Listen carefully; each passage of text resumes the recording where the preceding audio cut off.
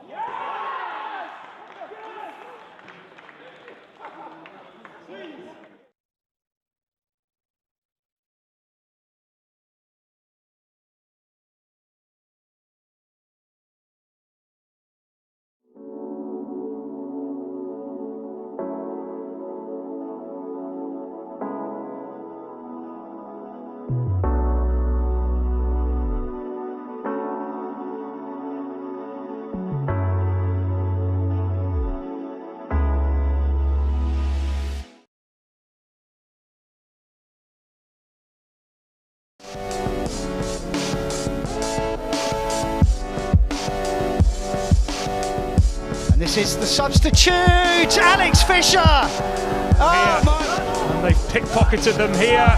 It's Joel Randall. Comes out here for a fine effort and a fine goal from Harry Kite. Pressure off the ball from the visitors. Now there's another chance here to find the equaliser, and this time it is tucked in by Matt J.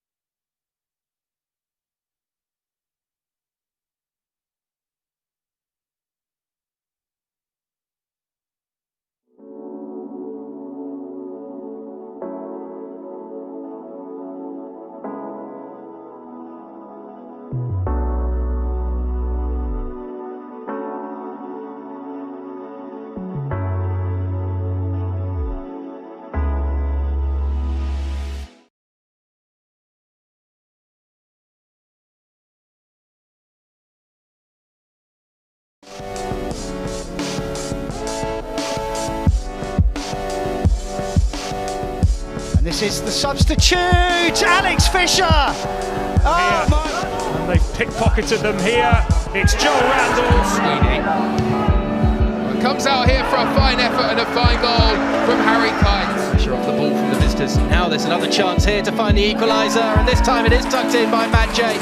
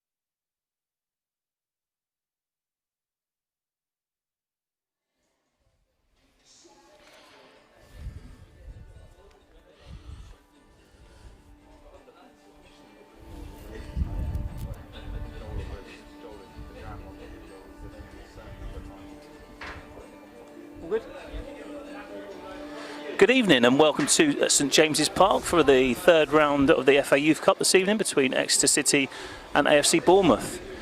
A chilly but a calm evening tonight, and we're looking forward to some good scintillating football from both sides. I've got Mickey Turner with me tonight in the box with me. He's going to take us through the teams. Over to you, Mickey. Good evening, Chris, and good evening, everybody. Welcome to St James's Park, Exeter, not Newcastle. Just for those people that are hearing a Geordie voice on the mic. For Exeter City tonight, we have number 1, Jack Arthur in goal. Number 2, Ellis Johnson. Number 3, Max Clark. Number 4, Alex Moyes. Number 5, Alfie Pond. Number 6, Zeph Collins. Number 7, Frank Lovett. Number 8, Jack Veal, captain. Number 9, Sonny Cox. Number 10, Michael Lilly. Number 11, Nelson. And our substitutes tonight are number 13, Andrew Sowden, goalkeeper. Number 12, Eli Collins. Number 14, Charlie Hansen. 15, Toby Neville. 16, Joe Ragg. And 17, Gabriel Billington. For AFC Bournemouth, welcome to all the supporters and fans, mums and dads from Bournemouth. Their coach tonight is Alan Connell. Their team is number 1, Billy Terrell, goalkeeper. Number 2, Tariq Gadari. Number 3, Aaron Roberts. Number 4 and captain, Jack Wadham. Number 5, Brandon Channell. Number 6, Owen Bevan. Number 7, Jake Adams. Number 8, Matt Burgess. Number 9, Ewan Pollock.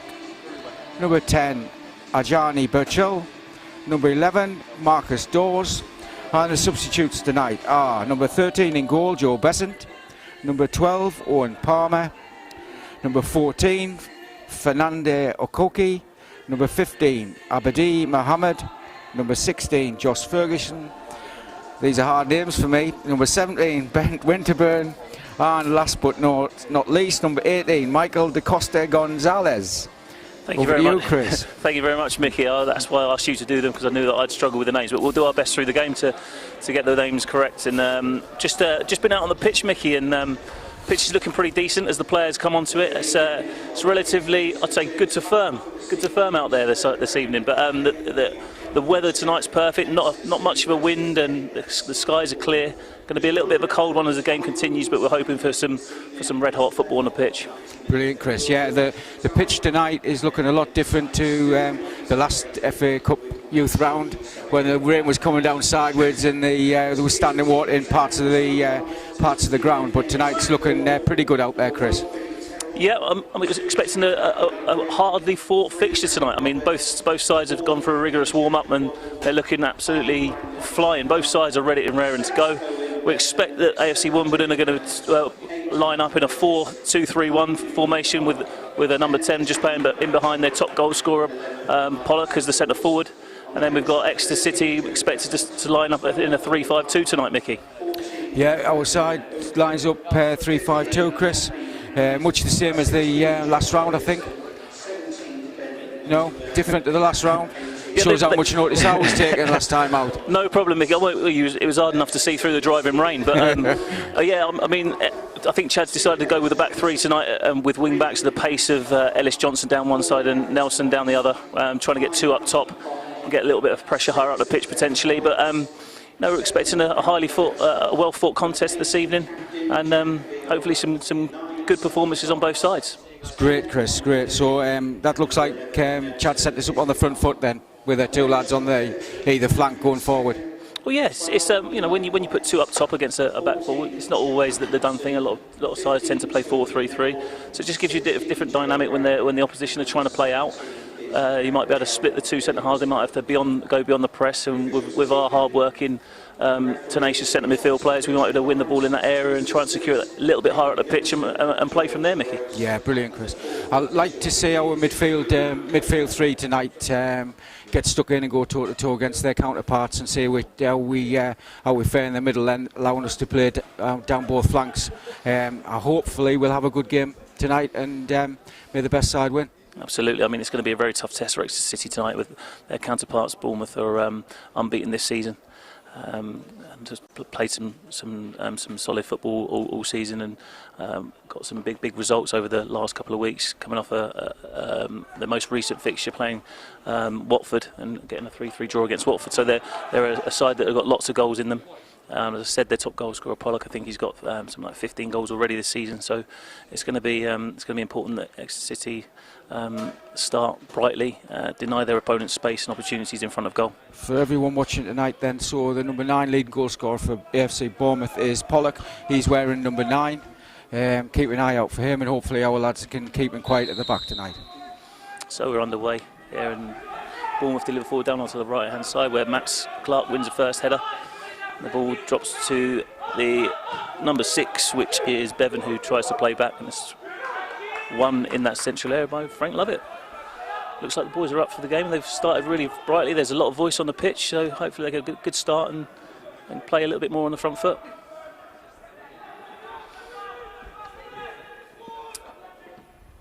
There's that high press. Jack Field being able to play as that high midfield player and get some pressure in that middle area. Frank Lovett just tidies the ball back to Alex Moyes, who plays the ball all the way back to Alfie Ponder, that right centre-half position. Zeph Collins playing as that middle centre-half, plays the ball out to Nelson, who waits for the ball, but the fullback comes and pinches off his toes, and it's a throw into Exeter City. Max Clark working the line there and winning a throw in higher up the pitch, and gives chance for Exeter to gain a little bit of territory and build in their opponent's half. Good to see us getting on the front foot there and winning the ball, and then coming across from right to left, and then probing down the left-hand side here. Yeah, good start, Exeter. I think it's going to be important, Mickey, tonight that Exeter use that width. They've got two natural wide players keeping their width, and if we can switch the ball, we should be able to create opportunities down the sides and play through the thirds at times as well. So it should be a really interesting evening this evening. Ellis Johnson just turning out and playing back to Alfie Pond. Alfie Pond incidentally just come back from injury. He's had a couple of weeks rest and recuperation after picking up a little bit of a knock in the previous round. So it'd be interesting to see how he settles into this game early doors, Mickey. Yeah, he looked pretty confident there when he took the ball across there. Well done, good start. So Exeter City with the free kick just inside their opponent's half. Looks like Alfie Pond headed forward, but he's been called back to come and take the free kick from that deep right-hand side position. And he's going to just knock the ball back to Zeph in that central defensive position. He hits the diag out towards Nelson off the shoulder. It's a great pass, a really good pass into Nelson, who's under a heavy tackle, and once again it goes out for a throw into Exeter City. So it looks like it might be a little bit of a ploy to try and hit that diag off Zef's quality with his left foot into Nelson on the diag. Mickey? Yeah, definitely need to see if we can get that ball switched across to down this left-hand side, get Nelson on the run and get his legs moving. Yeah, could be a really important ploy for Exeter City, getting Nelson on the ball in those attacking areas, get their full-back pinned back and try and exploit those spaces, get crosses into the box. Where we've obviously got those two centre forwards attacking crosses. Yeah, lads on a good press there. Lads showing a good press there, Chris, down this left-hand side. Good early energy. Jack Veal playing just off the front two here on a high press here, trying to get them high out the pitch, force them into the right-hand side. And Bournemouth brave to play out, and obviously Exeter City spoiling them playing out from the back at the moment. So it's a good solid start for the boys. Good start. Exeter on the front foot, set the tone for the way the game's going to go tonight, I hope. So Terrell with the ball inside his own 6-yard box, plays the ball out towards who's that? That's Chanel. He's played the ball down to his left winger. Dawes, who loses out to. Good ball there from Alex Moyes. Really positive, isn't it? Exeter seem to be playing very much on the front foot, looking to play forward at every opportunity, and then switch play when it's not on to play forward. So, you know, it's a good. Looks like Exeter City have settled pretty well in this game so far. Nelson beating two players in that left-hand side, but just lost his balance, and then giving the Bournemouth defenders the opportunity to secure possession and look to play out themselves. It's a good early switch, but Ellis in that high position as the wing-back, managing to get high pressure on the ball again and put Bournemouth under pressure. Frank Lovett pressing from the front as well. The ball's played back towards Chanel, who once again looks to play out through Roberts into their holding midfield player. Birchall back to their goalkeeper now. Terrell, they're really trying to play out, and there's a good high press from Exeter. And they forced a mistake once again, so obviously going to be a bit of a theme for the evening, where Bournemouth are going to continue to try and play out, and Exeter's really trying to execute a high press. Exeter looking to tidy possession and switch play across the back three. Here's Max Clark just inside the centre circle, looking forward, and it goes back out towards Nelson, who's in that wide area. We've got Jack Veal on the inside channel in a crossing position, looking to check back onto his right foot, deliver to the back post, where Michael Lilly just arriving slightly late, just couldn't quite get a clean contact, and that's encouraging signs for Exeter City. Good football from Exeter there, coming across to the left-hand side. Nelson, good ball into Jack Veal. Jack Veal taking on his man and getting a good cross to the back post there. Well done, Exeter. There you go. Bournemouth trying to play out into Pollock. Unfortunately, his layoff doesn't quite find his man. Michael Lilly.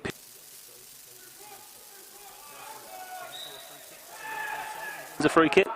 Referee signals for an Exeter City free kick high up the pitch, and this is an opportunity for Exeter to send their aerial strong players into the box and try and concentrate on a good delivery.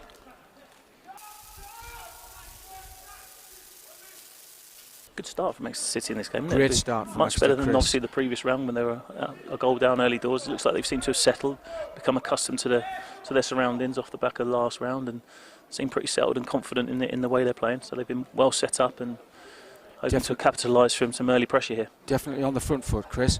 But Bournemouth equally seem very comfortable at the back, absorbing the pressure that we're putting them under. So good start, both sides. It's a great delivery. Great delivery from Jack and Sonny Cox getting across Sonny the front Cox post. comes up trumps again. He gets across his man, he gets a touch, and goalkeeper doesn't stand much of a chance when the delivery's that good. Sonny Cox again finding the back of the net in these FA Youth Cup fixtures and puts Exeter City 1-0 up just 6 minutes into the game. We said it was a really good start from Exeter City, and now they've got themselves in front. You know, it's important to score goals when you're on top, and I feel they've done that so far in the game. Great delivery from the free kick, Chris. Great delivery from the free kick, and across the front post. Sonny Cross getting across the defender, getting his head in there. 1-0, Exeter 6 minutes. Good start. So here we go then, 1-0 to Exeter City, and it's Bournemouth trying to restart the game and try and get their own foothold in the game and try and gain that little bit of pressure, a little bit higher at the pitch now, I expect. Ellis pinches the ball and plays into Frank Lovett again, and the front two are at the back line. Frank holds onto the ball and waits for support. Jack Veal arrives, switches the ball out to Nelson. But we're getting a lot of joy down this left-hand side, and it's Nelson to deliver into the middle of the pitch. Sonny Cox tries to pull the ball out of the sky, and unfortunately just got away from him, but Bournemouth play really well there to defend and play out and draw the foul and relieve a little bit of pressure. So there you go. So once again, it's Exeter City on the front foot again, trying to put crosses into the box, trying to get people into the box and cause Bournemouth those little bits of problems. But that time they stood strong and looked to play out. Ball played wide into Dawes, who's 1v1 against Ellis. Johnson, drives inside, plays a lovely reverse ball to Pollock, who gets there, and what a finish! What a finish! That just goes to show that his movement as a centre forward, that's why he's got so many goals this season. Makes a lovely run off the reverse pass, and the finish was clinical underneath Jack Arthur there. Sweep and move there from right to left with a great slide pass there for Pollock to get on the end and turn it into the right hand side post there for Jack Arthur. 1-1.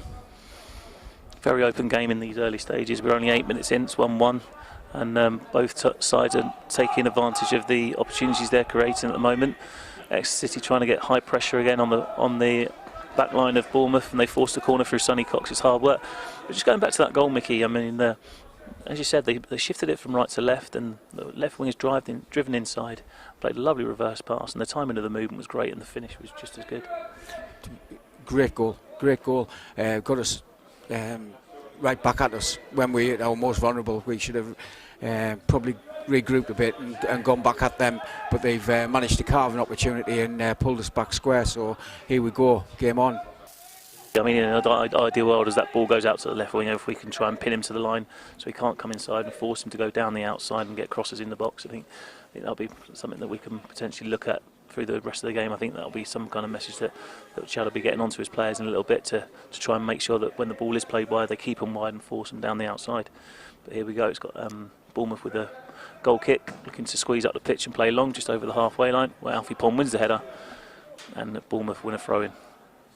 Throw-in taken by Roberts back to his centre half, which is Chanel playing back to him.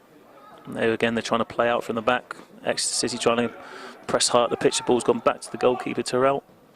He plays back to his left centre half, and Bevan. They're getting stretched a little bit with the high press. The ball's squirted out, and Bournemouth managed to recover it in that central area. Look to switch play. Really brave of AFC Bournemouth to try and play out regardless of the pressure they're under, and the bravery of their players and the technical ability to manoeuvre the ball and try and find ways out of that high pressure. Yeah, they got they're very comfortable on the ball in all departments, Chris. Johnny Birchall and Ewan Pollock have shown great movement up front for giving options to the midfield and the central defenders for Bournemouth.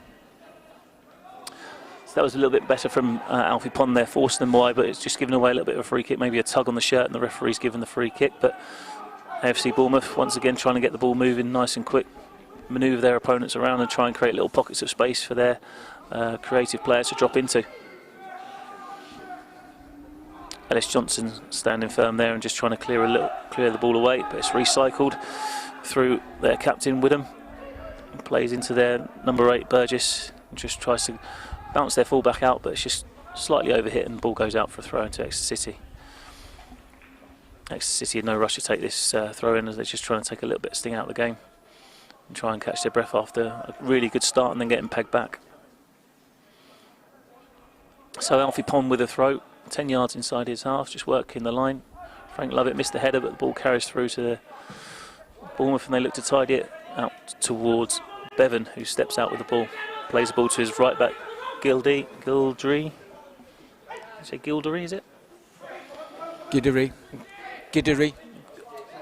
Sorry, I thought it was an L in there. Giddery, yep, so apologies on that one. Obviously we got the Geordie in keeping Chris right with the punctuation of the names, so I apologise to any Bournemouth supporters with my bad speaking. Here's Zeph Collins with a little bit of time at the back for Exeter City. Bounces it through Max Clark, slightly overhit, and they go back all the way back to Jack Arthur. It was a little bit short, but he clears it nice and confidently well over the halfway line for a free header. Alex Moyes in that holding role. Did really well in the previous round. Alex Moyes breaking up play, picking up those second balls and winning those little bits of possession, trying to tide it towards Exeter City. This game he'll hope to be doing roughly the same as well. Here's Wadham, the Bournemouth captain, spreading out the play to his centre half Chanel. He looks to step in and hit a diagonal pass over the top of Alfie Pond, which is great movement again from Dawes. 1v1 against Alfie Pond in that left channel area. Beats him down the outside. Cross is cleared away by Zeph Collins. I think Chad will be more pleased with that kind of 1v1 setup where he's forced him to go down the line, forced him to put a cross in if he's going to beat him, and then we can deal with the cross rather than allowing him to come inside and link or get a shot off.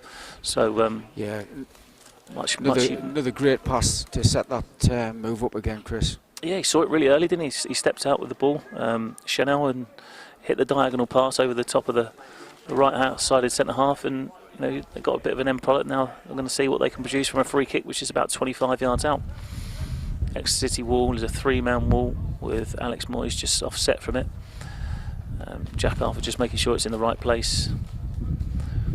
Got 4 forward from Bournemouth, trying to work a little clever one. It's played towards Chanel, who didn't quite collect it, which is lucky for Exeter City. They didn't quite connect with that one. It was a clever little worked free kick. And Exeter City once again look to build from the back, and it's Jack Arthur with the goal kick. Not too many options, so I asked everyone to squeeze up, and he's going to play up towards that halfway line, probably looking to hit Nelson Isegwin on the angle. Something we're going to have to watch out for, them free kicks, Chris. A lot of imagination, haven't they, Mickey? A lot of imagination. Certainly the centre back stepping in off our last man to try and get a foot off the shot away. It's good movement. Absolutely. It's almost 15 minutes gone in this third round FA Youth Cup tie here at St James's Park, and bright start from both sides, creating a lot of opportunities to enter those final thirds, and Exeter City trying to get high pressure on Bournemouth, and Bournemouth happy to play out in all scenarios. Bournemouth happy to play across the 18-yard box, Chris, from right to left and left to right on both sides. They've pinched it off the toes of Exeter City here in on goal here. Unlucky. We have got away with that one. Sorry, that was I mean, they pickpocketed us that time and played Birchall down the side, and he's one-on-one inside the box, and luckily we forced it behind for a corner. But it just goes to show that Bournemouth are happy to scrap and win those second balls as well. Broke really quickly with 4 against 2, and we've done well to get away with a corner there.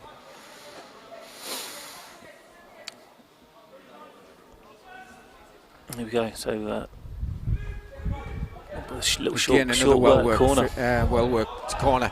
Showing that little bit of imagination again, trying to work something that they've potentially worked on in the training ground, and try and unpick us a little bit, draw us out. But Exeter get it clear, and it's gone all the way back to Terrell in goal. He looks to switch it across towards Roberts, who once again has got Sonny Cox breathing down his neck, but he's happy to play out in towards Dawes, who secures it nicely. And really comfortable on the ball, aren't they, the Bournemouth players, and oozing with confidence back there and happy to play out and pick their passes through. It's really important, Mickey, that Exeter City get their press right. If they go in 1s and 2s, they'll get picked off, and they'll be able to get played Definitely, through. Chris, we've got to go as a team, take the man that's setting us away and all following it. Number 10 here for Bournemouth, giving them good width and a good option out from the back.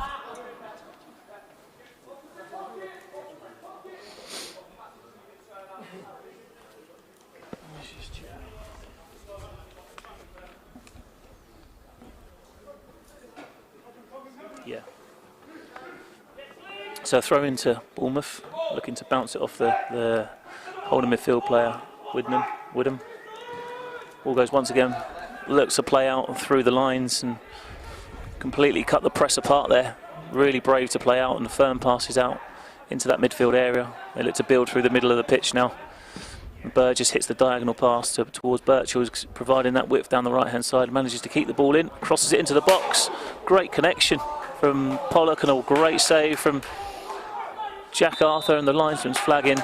But that was a really key save there from Jack Arthur. Great save from Jack Arthur. Again, lively from Ajani Birchall, number 10 for Bournemouth. Really good move from Bournemouth. Down on this right-hand flank here, Chris. Wonderful diagonal pass, and he's managed to keep it in the delivery. Pollock has kept up with play and arrived at the right time and got a good solid contact on the ball. well saved, good positioning from Jack Arthur. Again, Chris, it's that we're going off that press. If one of us is pressing, we've all got to press. We're being picked off there through our lines to pick that pass then from a diagonal pass over to the number 10 here, which is giving them a good opportunity to go 2 up. But great save for Jack Arthur. Yep, there he is again, bypassing the higher press and trying to play it into the winger. Birchall again 1v1 against Max Clark here. Turns out and plays back. Here's Widham, the captain, looking to play a little reverse pass in towards Giddery, but that's going to roll out for a goal kick, and just seem to have upped the gears a little bit, Bournemouth, in their last couple of minutes, and ask a few more questions of Exeter City in their defensive shape. Yeah, Bournemouth certainly settling nice and calm in defence, nice and calm when they're on the ball, not frightened to go across the 18-yard box, both left and right, looking to probe and penetrate us down both flanks. We've just got to regroup and go off that. When we are pressing, we press as a team. Slightly miss-hit goal kick there from Jack Arthur, and Exeter City trying to rally around the second ball to try and recover possession, but Bournemouth work it well through back to the skipper Widham again. They're happy to release the ball back to that low pressure and to move the ball across the pitch again. Here's Roberts playing the ball out wide to Dawes, who steps inside, and there's Alex Moyes working hard to try and regain possession for Exeter City, and he draws a free kick, and Exeter City can build from the middle of the pitch. But yeah, I mean, it's a really tight game, but it seems as though Bournemouth at the moment have just got the edge. They're starting to settle into their rhythm a little bit easier than what Exeter City are at the moment, and it's going to be interesting to see how Exeter City respond and try and rally around these second balls and regain their shape. It's not always on to press. Sometimes just regaining that shape and looking for opportunities to get pressure to the ball. Yeah, definitely, Chris. And hard to hear from up here though if how much of that's being dictated down on the pitch by the lads in the centre midfield there, just to like you say, to get hold of the ball and just try and get a foothold back in the game. Absolutely, it's really important that Exeter City find a way of doing that at the moment, because good from Alex Moyes and Michael Lilly. It's unlucky there, really positive pass from Michael Lilly, good first touch from Sonny Cox, but his decision to try and take it with him for a tight area wasn't quite executed to the way he'd intended, and AFC Bournemouth have got the ball again through Birchall. He's got tidy feet, that Birchall, hasn't he, on this right hand side. Birchall's looked lively for Bournemouth down on this right hand side, Chris. Just certainly sits on this touchline here and gives them good width. He's a good outman for them. Absolutely. Nice little bit of combination play from Exeter, proving that they're just as confident and brave in possession as their counterparts, but lovely switch of play in towards Ellis Johnson, who tries to play the ball into Alex Moyes in that pivot position. So Exeter City happy to have a little bit of possession on the halfway line. And ball delivered forward towards Sonny Cox. His challenge drops down. It's a handball. Surely that's handball. It looks, certainly looked handball from my eye. This hand wasn't in a natural position. I think in the modern game, the modern day football, I think that could easily have been given, but referee didn't quite see it that way, and Exeter City still looking to try and probe in that high up the pitch. But that has gone out for a throw-in, and Roberts will take it for AFC Bournemouth. Nice passage of play from Exeter there, like much counterparts have shown. Happy to go across from right to left and try and penetrate down the flank, which is good to see.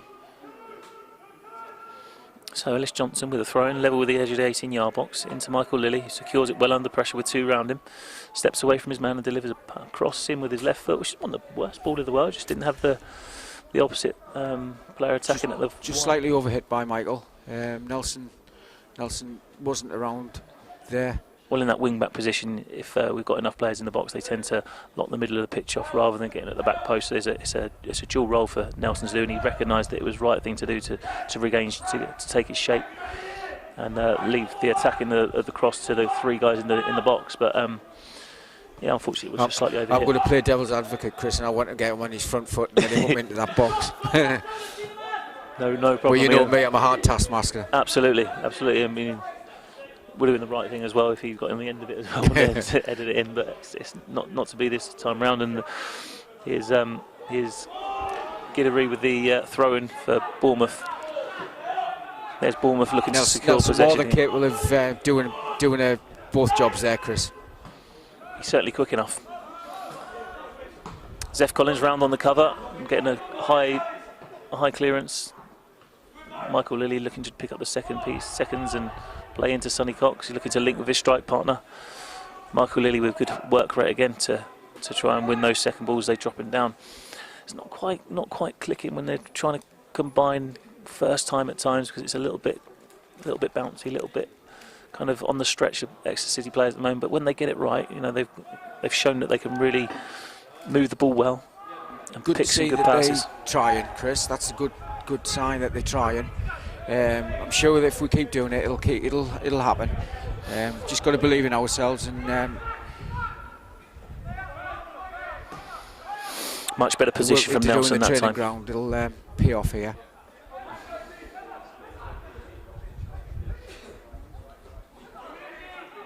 God, that was Bevan striding out with the ball there, walking past a couple of players there and unable to release the ball. Next City have come away with it, looking to switch it to the right hand side where Ellis plays a lovely ball into that inside channel area where Frank Lovett holds it up and sets back Ellis. Great first touch, looking to cross low in towards Sonny Cox, but it's cleared away. And Michael Lilly picks up one of the seconds, looking to spread the ball into that left hand channel where Jack Veal gives chase. And that has got to be a free kick. For me, referee, that was definitely it was shoulder, but it was shoulder into the back. For me, that's a free kick. Not getting that one, referee. Certainly wasn't shoulder to shoulder, that's for sure. Now it's got Bournemouth away on the counter-attack, and on the left-hand side it's Dawes. Lays it back to his number 7, which is Adams, trying to link with his fullback Roberts. And Exeter City happy to defend in that area of the pitch, trying to keep him out wide. Much better defensive shape there from Exeter. Much better, got men behind the ball, shut off that forward momentum, forcing Bournemouth back. But once again, Bournemouth still happy to have that possession and be patient, and look to build and switch play again. They've got Giddery out on the right hand side. He's trying to link with his winger. He drives inside and tries to play a return pass. Birchall, but now he plays it into Adams, who's popped up on the right hand side now. Adams seems to be everywhere at the moment. He pops up on the left hand side and he shifts himself across and gets him on the right hand side, and he's forced a corner which he's going to line up and take. A little bit of end-to-end stuff there, Mickey. The game seemed to have settled into quite an even pattern now, Chris. Both sides trying to play in central midfield and pull moves off down either flank. This time Bournemouth deliver into the box, and as the ball arrives in the box, then number 6 Bevan just had 2 hands in the back of Exeter City. The referee seen that as a free kick and awards the foul. So yes, it was 26 minutes gone, 1-1. Very open game with both teams looking to express themselves, both in and out of possession. Exeter City trying to high press and Bournemouth happy to play out from the back. Certainly an intriguing game so far.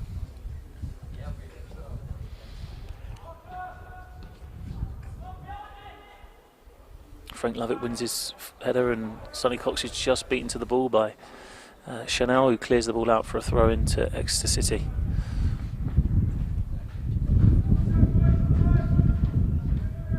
I think Jack Arthur, Captain Jack Veal's just asking the referee about that push over in this attacking third here, Chris. He might well have a point on there. It's just obviously asking him quite politely. There's that diagonal pass from Zeph Collins there, trying to get Nelson off the shoulder, but his man had seen it coming early and dealt with it. Jack Veal defended against a lively Birchall, who drives inside again on his left foot. There's Adams running on the inside channel, but Zeph Collins comes across and clears it nicely. Certainly seems to be their most lively player, the number 10 Birchall.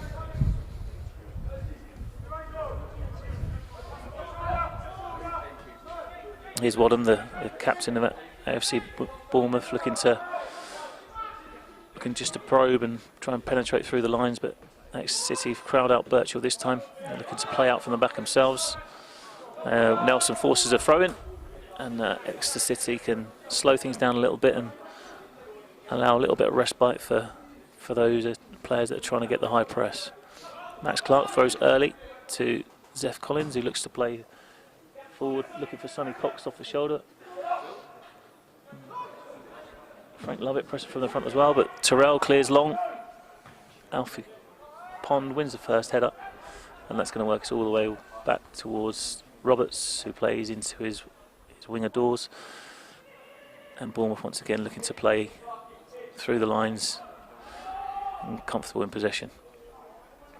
It's a lovely little turn from Ellis Johnson, really positive play. Good first touch from Frank Lovett, and the shot just over the crossbar, but real positive good intent there from Ellis Johnson. You know, first touch to beat his man and punches the ball into Frank Lovett's left foot, and good first touch and strike. Good passage of play from Exeter City there. Yeah.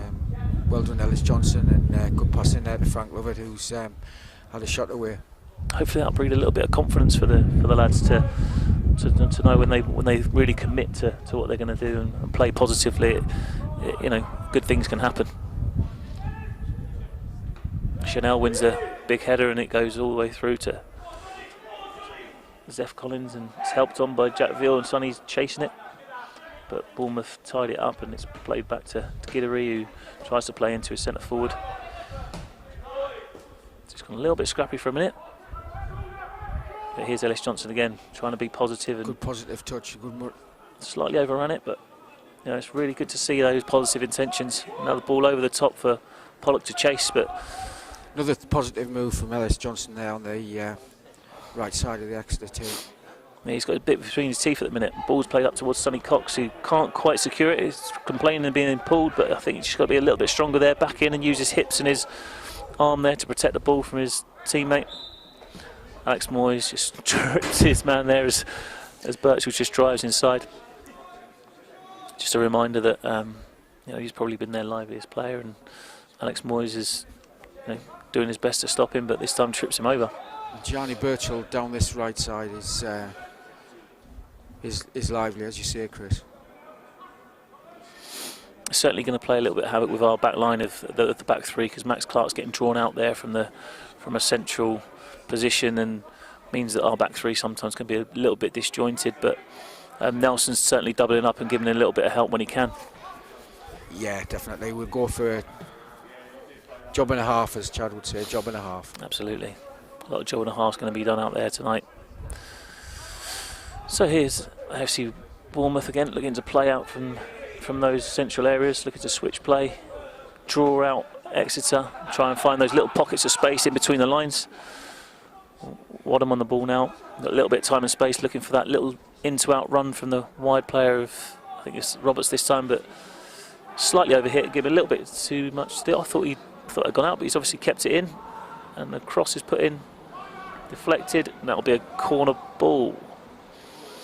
Another good ball out to the left, Chris, and Roberts kept that in. Again, I think looking from here, we thought it was out, but it was just stayed in, or well kept in by the lad. I think we need to, when those midfield players get on the ball, I think Exeter City needs to get a little bit tighter on them so they can't lift their head and pick those passes and allow Bournemouth to make those movements in behind, because it's going to really cause us the odd problem here or there. Another creative set piece from AFC Bournemouth, doesn't quite come off this time, and Exeter City will take the goal kick through Jack Arthur.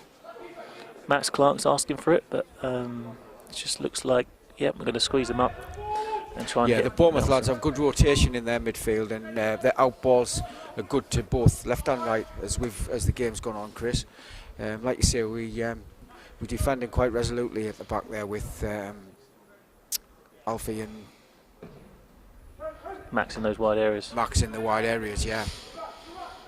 Yeah, Jack's mishit a couple of goal kicks. He was struggling before the game with a real kind of infected toenail. Well, he's had to have in an injection, so his kicking's been a little bit hampered in the early parts of this game. But hopefully it'll settle down through the adrenaline from the game, and it'll start to make some. Again, another bright run. There is again. That's Johnny Birchall. There's certainly a lively young player who's full of confidence, happy to go 1v1 or 1v2 to try and get Exeter on the back foot. This time didn't strike his shot too cleanly in the end, probably on his slightly weaker right foot, but he's definitely a danger for Bournemouth, isn't he? Yeah, he is, Chris. He reminds me, we've got the majority contingent listening up in the northeast tonight, and Johnny Birchall there reminds me very much of young Sammy Amiobi. Confident young man, yeah, was a talented player with the ball at his feet, so yeah, certainly understand where you're coming from with that one. Alfie Pond throws the ball down the line. Frank Lovett wins the first header, but the ball drops down for AFC Bournemouth to secure back to their centre half, who plays the ball out towards Giddery, but it's good high press there and work rate from Nelson to nick the ball off his toes, and the ball goes out for a throw-in to Bournemouth. Again, Chris, good work from Nelson there, and the ball off Tariq Giddery. Again, he's doing a job and a half down here against these two lads who are bright on this right-hand side. So there's Bournemouth looking to play out through the lines again. Good solid first touch from Dawes, who's just rolled in off the line, and Ellis Johnson just a little bit late in reading that pass and just caused a little bit of a foul, and Bournemouth will take the free kick 10 yards inside their half, and happy to receive it again, the captain Wadham. A clever little turn from Dawes there, just saw his man coming, rolled him around the side, but the ball's looking to be switched across, and Alpstead's Bevan plays into Bertram. Max Clark well positioned and looks to get Exeter City on the attack. But well recovered. Just seem a bit slow at times, Chris, with the triggers to press. We seem a bit disjointed in how we press them together, don't we? We're going off a trigger, and two or three are going, and not everybody, and they picking holes through us at times. Well, we've not played Bournemouth yet this season, and they seem to be playing in tight areas, maybe taking two or three more touches or two or three more passes at times, where teams we've played this season probably wouldn't do. So sometimes they're receiving the ball in different areas of the pitch that we're not used to, so it can affect the press and can ask you questions whether it's you that steps out or is it your teammate. So the creativity of Bournemouth in possession is certainly asking questions of us out of possession, and we're not always getting it right, and that's why they're having a little bit of success, and that's why sometimes Exeter City are pinching it as well. So it's going to be interesting how they deal with these issues. Are they able to learn from mistakes and recognise how they've got success? So it's going to be a really interesting game. This 10 minutes before half time. It's important that Exeter City protect what they've got so far and try and in possession be brave and positive as LS was earlier on in the game.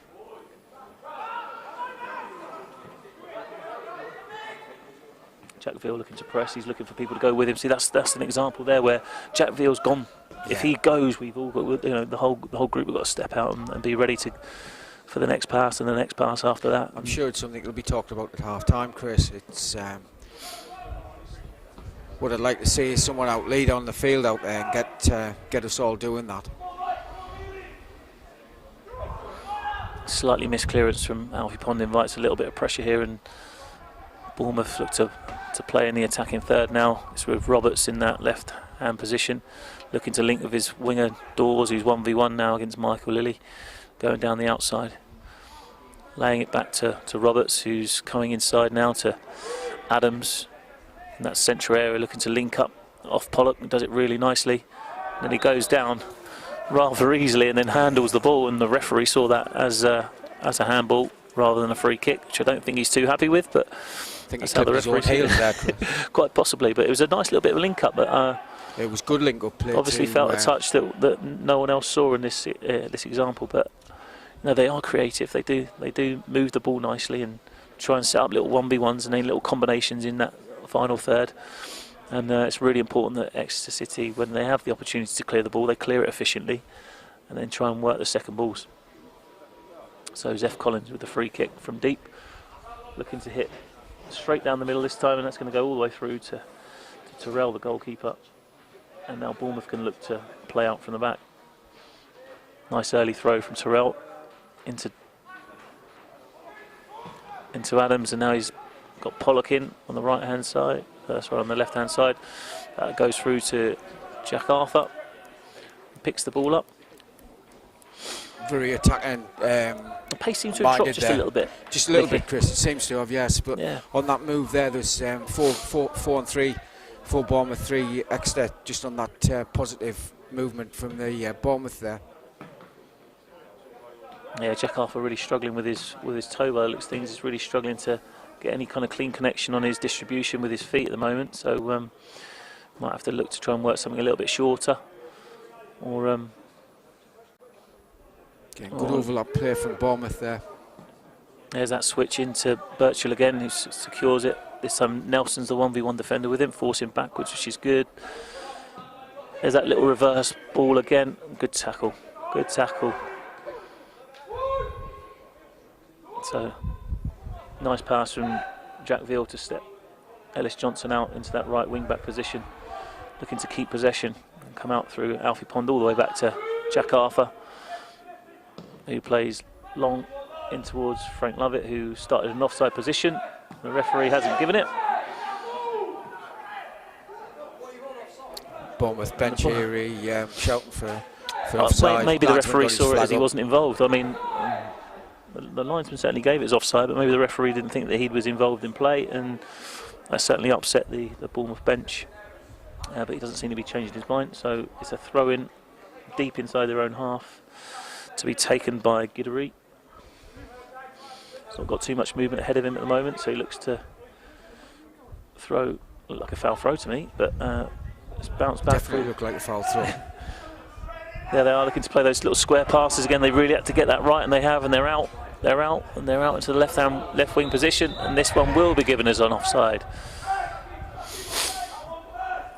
It was a really risky pass, but it was executed almost to perfection to get his man out, and they're willing to take those risks in those areas, aren't they? They back themselves and in order to get that man out on the turn and try and hit the diagonal pass. Yeah, they certainly back themselves, Chris, in tight areas and going forward, trying to get that final pass away.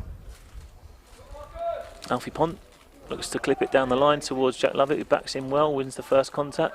Jack Veal slightly deeper off his man, but he's tight to the second ball, and he hits a clean shot straight down the middle of the goalkeeper, who holds it well, and Terrell looks to play out to Guidry on that right hand side into Bircham, who plays a lovely little flick down the side to Adams.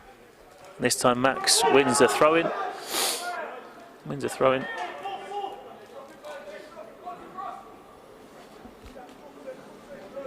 Some nice feet again from the lad Birchall, Chris.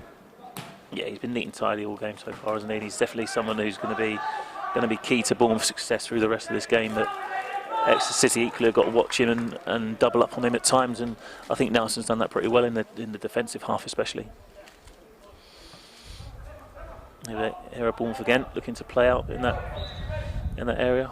Sonny Cox just giving away the free kick, but I expect Bournemouth to try and play out again. That's 41 minutes gone, so it was just 4 minutes of normal time, and then however long the referee seems fit to play as additional time. Terrell looking to play long here, clearing the halfway line. Zeph Collins battling hard for the ball. Ball drops down to Bevan, who plays to Guidry. There's that ball inside again. Michael Lilly managed to step in and pinch it, and now Exeter City look to build from that central area. So yeah, 5 minutes before the break. Who's going to be the happier side going into the break, do you think? Hard one to call, Chris. I think both sides have had moments in the game. I'd probably go that Bournemouth maybe just shaded the first half with some of their creativity going forward. The lad up Birchall's the lad that's the star of the show the first half for me. He's created lots for Bournemouth. He's always been an option for them on the get-out ball. They're comfortable all through the pitches, not bothered where they go on the evening in the 18-yard box. They're comfortable to play out.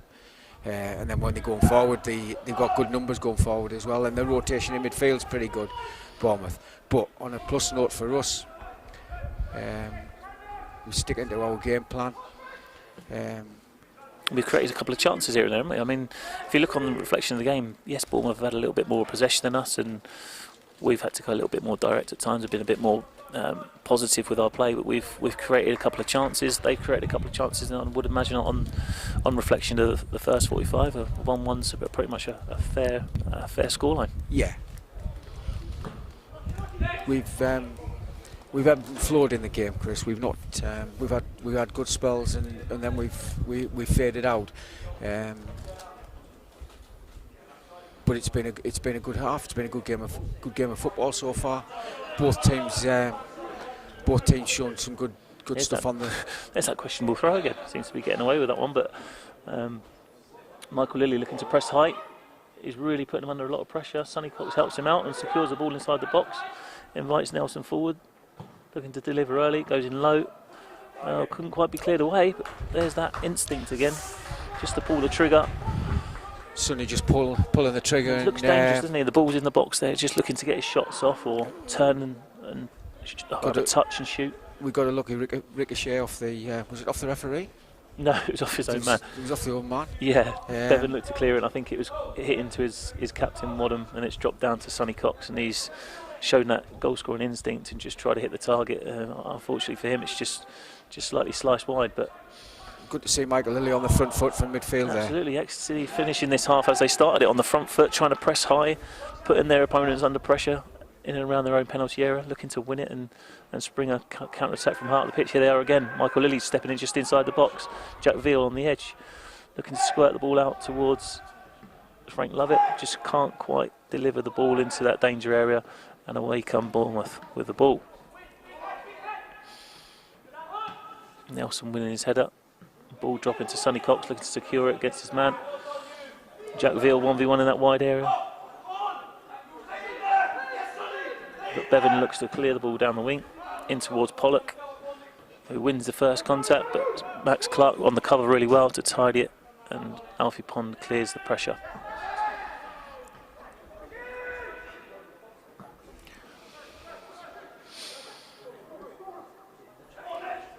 As we enter injury time in the first half here, Exeter City still trying to press high up the pitch and put their opponents under pressure in that attacking third. And here they are with the ball again. It's Jack Veal in the left-hand channel. Tried to play the square pass into Michael Lilly, but it's pinched off his toe. And ball is played back to Giddery, into Bevan again as they look to switch it across the back. It's certainly been something they've done regularly, isn't it? Playing across the back and playing those short probing passes in order to try and get their midfield players on the turn. Go across like that, Chris. Yeah. They obviously do it. They certainly don't panic on the ball, do they? There's Chanel looking to step out and happy to dribble out and win a throw in that left-hand channel. So I think that's pretty much. Well, the ball's just gone up. There's 1 minute left to play. So we've got a minute left here. Sorry for the language if you heard that. Nelson stepping in on the. Oh, he's almost nicked up his toes, but well tidied by Bevan. And here's Birchall playing a lovely pass down the side, but it's going to be swept away by Zef, and he actually kicks that out of the ground. They say height and distance on your clearances, and that's gone out of the ground. So, the old PE teacher's favourite saying, if in doubt, out. That was certainly if in doubt, out. Can't score from there. Again, Birchall finishing the half like the starter, Chris.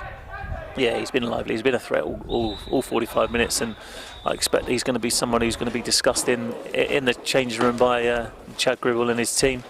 But on reflection, a good solid 45 minutes where 1-1 is pretty much a fair scoreline, and I'm looking forward to the second half. We're going to take a break now. We're going to go and get a warm cup of tea to keep us warm for the second half, and we'll catch you in about 10 minutes or so. But in the meantime, I think there's a couple of goals from last night to show you. So, enjoy the half-time break.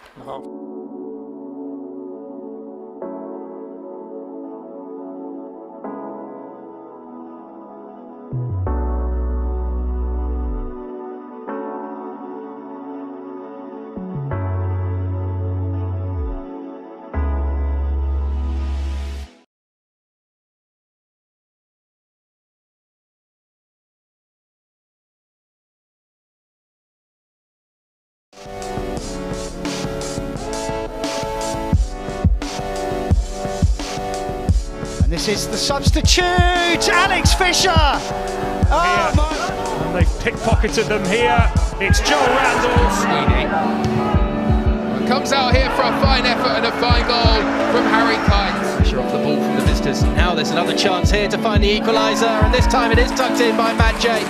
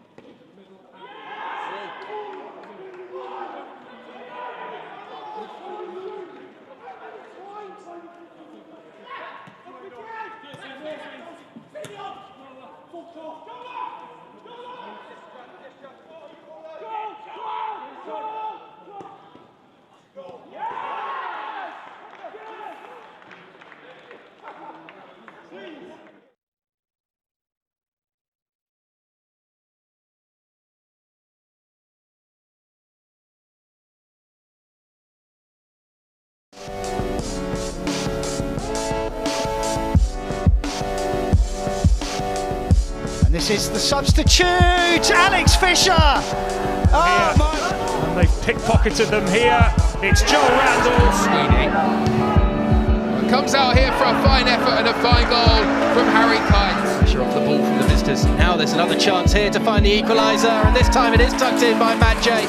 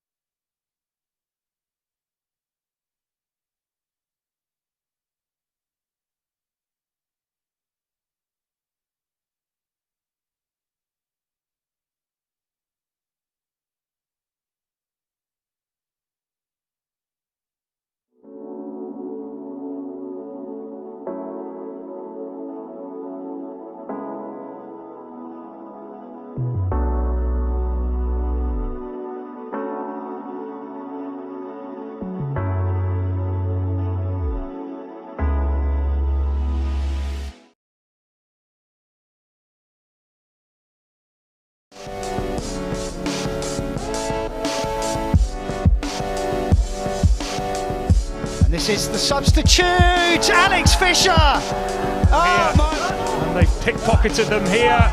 It's Joel Randall. Comes out here for a fine effort and a fine goal from Harry Kynes. Pressure off the ball from the visitors. Now there's another chance here to find the equaliser, and this time it is tucked in by Matt J.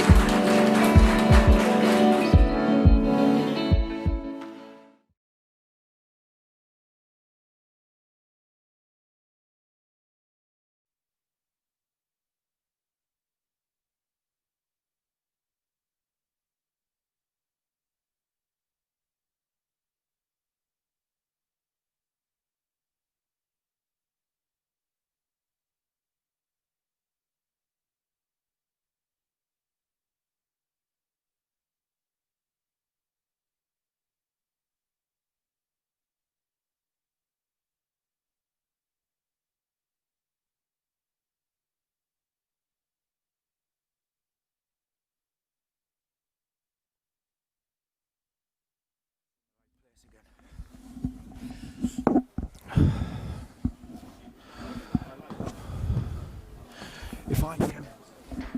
Brilliant, thanks for jumping in with names, mate. If I'm struggling to get a name out, because you've got them names in your head. You know, if I'm struggling to get a name out, just chuck me in. You're all good. Good evening, welcome back to St James's Park, and the score at half time is Exeter City 1, AFC Bournemouth 1. Scores the two goals. Sonny Cox got the opener for Exeter City, and Bournemouth's top goal scorer Pollock got the equalising goal about 3 or 4 minutes later. But you know, the boys have been in the change rooms, Mickey. What's being said, do you think, in Exeter City's change room over the last 5 or 10 minutes? Well, I'd like to think that we're coming out on the front foot, Chris. Certainly need to up the intensity, up the work rate, get on the front foot. Let's get at them. See what they made of. Is the hardest job going to be for Exeter City maintaining that high energy, that high intensity for the next 45 minutes? I mean, we saw it early on in that first half, where the first half an hour we were trying to get the high press and work hard, and we found that the last kind of 10-15 minutes of that first half, the pace and the tempo just dropped. So is it going to be a case of coming out all guns blazing, trying to get a high press and put them under pressure early doors and get them on the back foot? Or is it going to be very much just kind of feel your way into the second half and try and recognise those opportunities to press rather than going in ones and twos? We need to go collectively as a group. Yeah, well, you know what I'm like, Chris. I'm all for hard work and doing the hardest thing all the time. I understand that the game needs some moments of brilliance at times, but I'd like to see us as a team, certainly this group, having coached them a couple of years, I've got a bit of a work ethic in them, and they can go 45 minutes on the front foot. I'd just like to think this FA Youth Cup, it's a third round against a good Bournemouth side. We need to not leave anything behind. I know it's an old cliche that, but not leave anything behind. Get on the front foot, get in their faces, ask them questions, see what they've got. We've seen what they've got. They're a good side. They're comfortable on the ball in all areas. So let's really get in amongst it and see how we go. Good old-fashioned Geordie football there. See what they've got when you go toe to toe with them. Absolutely. I mean, Exeter City have got a bench with some quality on it as well. They've got obviously Andrew Sharon as a sub goalkeeper, Eli Collins, a midfield player who's creative and he's got an eye for goal from distance as well. Charlie Hanson's a handful and a real physical presence up front, and he could be somebody who might inject something different in this second half. Got Toby Neville as the centre half who scored in the first round against Plymouth, so he's a potential threat from set pieces as well. So we've got Joe Ragg as well on the bench, who's a tricky wide player coming off the right hand side, and Gabriel Billington, one of the stars of the under-16s Floodlight Cup national champion. So you know, we've got a good bench, got plenty of options for Chad Gribble. So if the boys do go out hard and they do start to run low on energy, we've got plenty of replacements to call upon to potentially change the game or have an impact. But you know, just going through the substitutes, just going to mention the two lads that involved with the first team, and Jamie Nicholson couldn't quite shake off his injury to be back in the squad. But apart from that, we're pretty much at full strength, and we know that the boys are watching and wishing the lads on the pitch really well. So, looks like Chad Gribble and Aaron Pugh just emerging from the tunnel, so expecting the Exeter City boys to be not too far behind, and we should have a good solid 45 minutes. Yeah, just as you said that, Chris, the lads have reappeared onto the St James's Park pitch, as you can well see. Chad and Aaron making their way into the technical area now, and the lads are back out. Bit of vocality as they've got onto the field there. Let's hopefully get a good 45 minutes and see where we go from here. Just having a little bit of a glance out on the pitch, I think there might be a slight tweak to Exeter City's shape. It looks like there could be. I mean, the personnel they got on the pitch, they are flexible enough to switch to a 4-3-3. It'll be interesting to see if there are any tactical changes or any slight tweaks to Exeter City's approach or tactics or shape potentially in the early part of this second half. So referee just doing his final checks, checking that there's enough players on the pitch from both sides. No one's snuck on an extra man or two. It looks like we're ready to go. Underway into this second period. Sonny Cox to kick off. We've got a little bit of a false start, in fact. But yeah, here we go. Sonny Cox lays the ball back to Alex Moyes, who plays.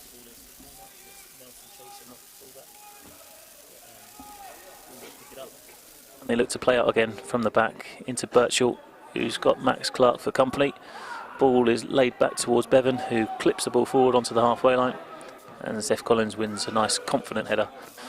So we've almost slipped back into that continuation of the first half where Bournemouth happy to play out and then beyond the press if needs be, and Exeter City looking to get pressure up the pitch, and when they get on the ball, play on the front foot. And here's Jack Veal looking to combine with Sonny Cox, but it's given away, and he's reacted to try and win the ball back. And here's Birchall again. Birchall being really positive, driving through the middle of the pitch, drawing a free kick, and Exeter City recognising early that he's the threat and bring him down with a bit of a tactical foul in the middle of the pitch.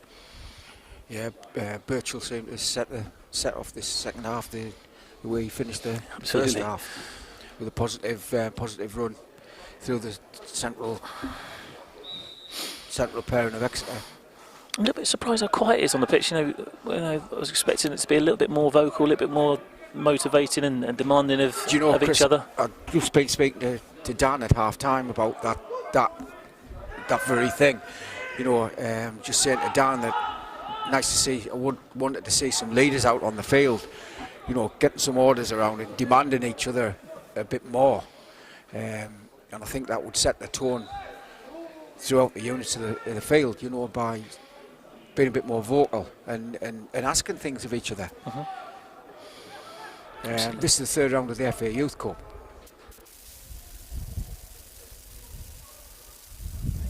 So Alex Moyes looking to secure the ball and sets the ball back to Zeph Collins, who hits the ball into the channel where Sonny's chasing and looking to try and win the ball high up. Jack Veal managed to get up with him. There's a little bit of a fight in there, and Bevan tries to come out with the ball, and Michael Lilly gives away a free kick, and that'll be a chance for Bournemouth to regroup and start to build their attack from the back here. Here's Wadham on the ball, looking to go straight in behind, slightly mishit, and Max Clark wins the first header and then gives the second one away to the danger man of Birchall, who's got the opportunity to engage one or two players. The ball ricochets back to him and he spreads it wide to Roberts as the left back's looking to step out. Slightly heavy touch, but Adams tidies it and secures it. The ball goes all the way out towards Giddery, back inside to the captain. Wadham again looking to switch it into that middle zone, that inside channel where Dawes steps inside on his right foot and slightly drags it across the face of goal, goes wide on the near side. So Bournemouth looking to slot straight back into that rhythm where they're looking to probe before penetrating and then being really positive to get their shots off in and around the box and try and create those opportunities and kind of drag Exeter around a little bit. Jack Arthur to take the goal kick, looking to hit straight down the middle where the ball is won initially by Burgess, but the second ball's put over the top for Sonny Cox to chase into the corner. And he looks to put Bevan under pressure, but Bevan comes away with the ball by using good strength and ball control. And here is Bevan again looking to clip the ball in towards Adams, but Pondy wins that first contact, and Roberts from Bournemouth steps out with the ball. There's Adams on the turn again, looking to take a couple of touches to secure it and pop it off. And Bevan again playing the ball into Giddery, gets it back, and Adams in that little pocket, almost a quarterback pocket. It's a good movement off the ball by Roberts to try and hit Exeter down the right hand side, where Ellis Johnson tracks him really well, gets his body there and allows the ball go out to Exeter City throw. And well defended in the end there by Ellis Johnson. Ellis Johnson did well, defended well there. Roberts and Dawes linked well, splitting each other there. Again, Bournemouth looking very comfortable at the back and quite happy to. Good example of Bournemouth's willingness to rotate, isn't it? And you've got the number, you know, the position of the central attacking midfielder, or the number 10 as they call it these days, dropping into that holding midfield player's role and trying to get the ball on the turn, and looking to be the quarterback almost on the ball, to play forwards, rather than just being locked into their positions. It's going to be something that Exeter have to keep a little bit of an eye on. They're not got the same man to mark each time. They're going to have to pass people on the track as well. It's a good idea from Jack Bill there. Ellis wasn't quite on the same wavelength there, trying to step him out to space, but once again Exeter showing that they're trying to be a little bit more on the front foot, be positive.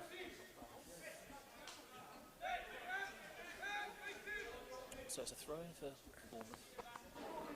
Roberts with it, plays it back towards Chanel, played it to his goalkeeper.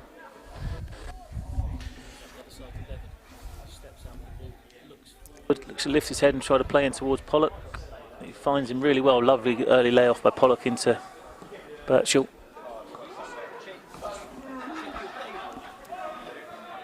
What would be wrong with it?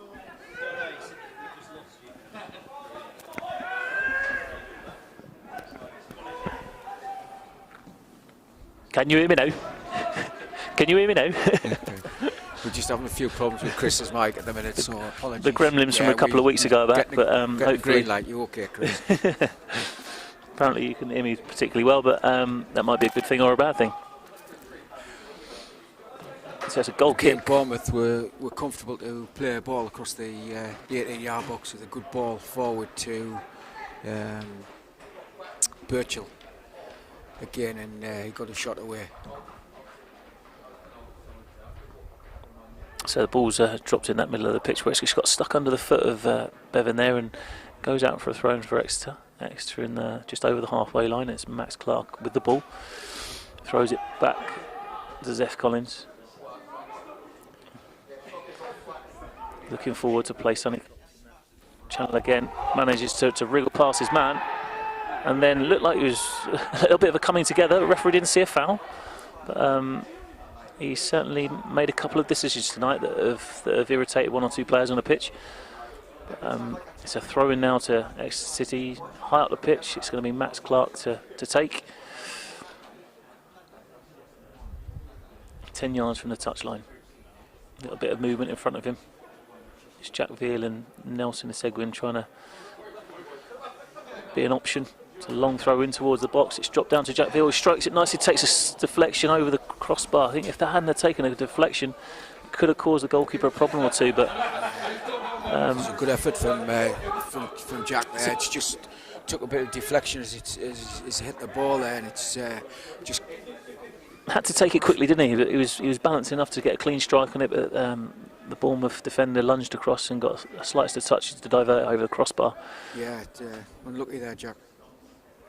So Zeph Collins to deliver from the right hand side, in swinging corner with his left foot towards the back post. Oh, it's just curled it over the crossbar, straight out for a goal kick, and Exeter recover into a shape. And once again Bournemouth will look to play out with Terrell in the centre of his 6-yard box, placing the ball with purpose.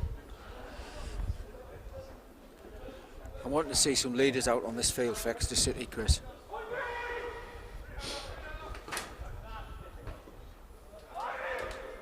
Yep, offside. Birchall was in an offside position, came back onside to try and receive it, but the linesman seen it as an offside decision.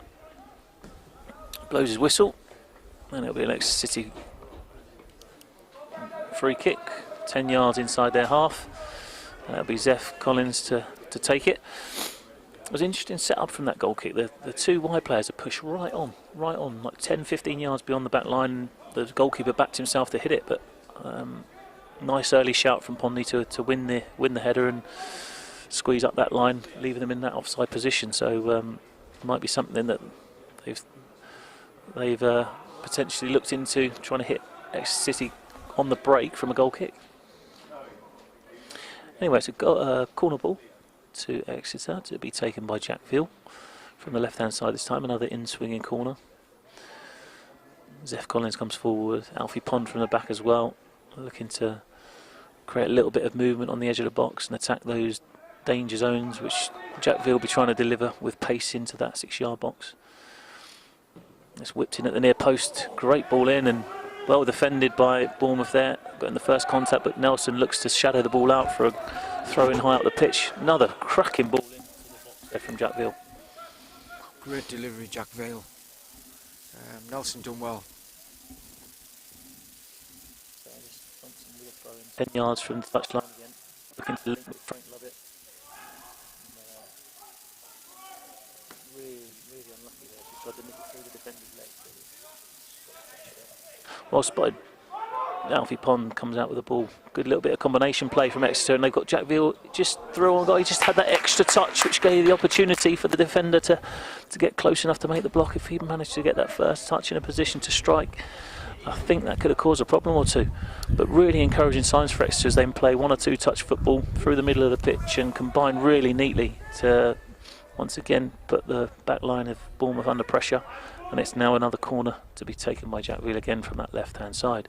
Whipped in again with real pace, well attacked by the goalkeeper. He gets a good punch. Ball comes out to Michael Lilly, strikes it really cleanly. It's blocked away again. And come back to Michael. This time slightly heavy, but the boys certainly are confident to take on these shooting opportunities and hit them nice and clean. But once again, another really good delivery from Jack Veal from the set piece, causing Bournemouth a few problems.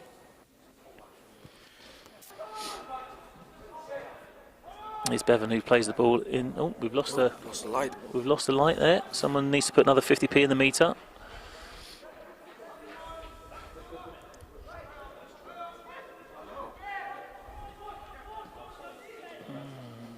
Been put into darkness down the right hand side of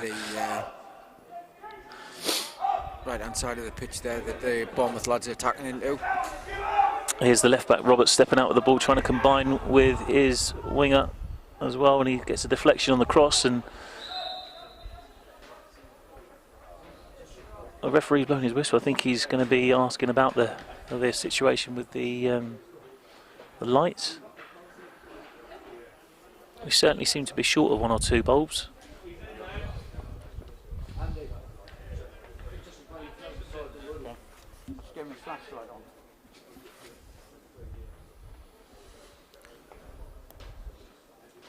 So we'll just asking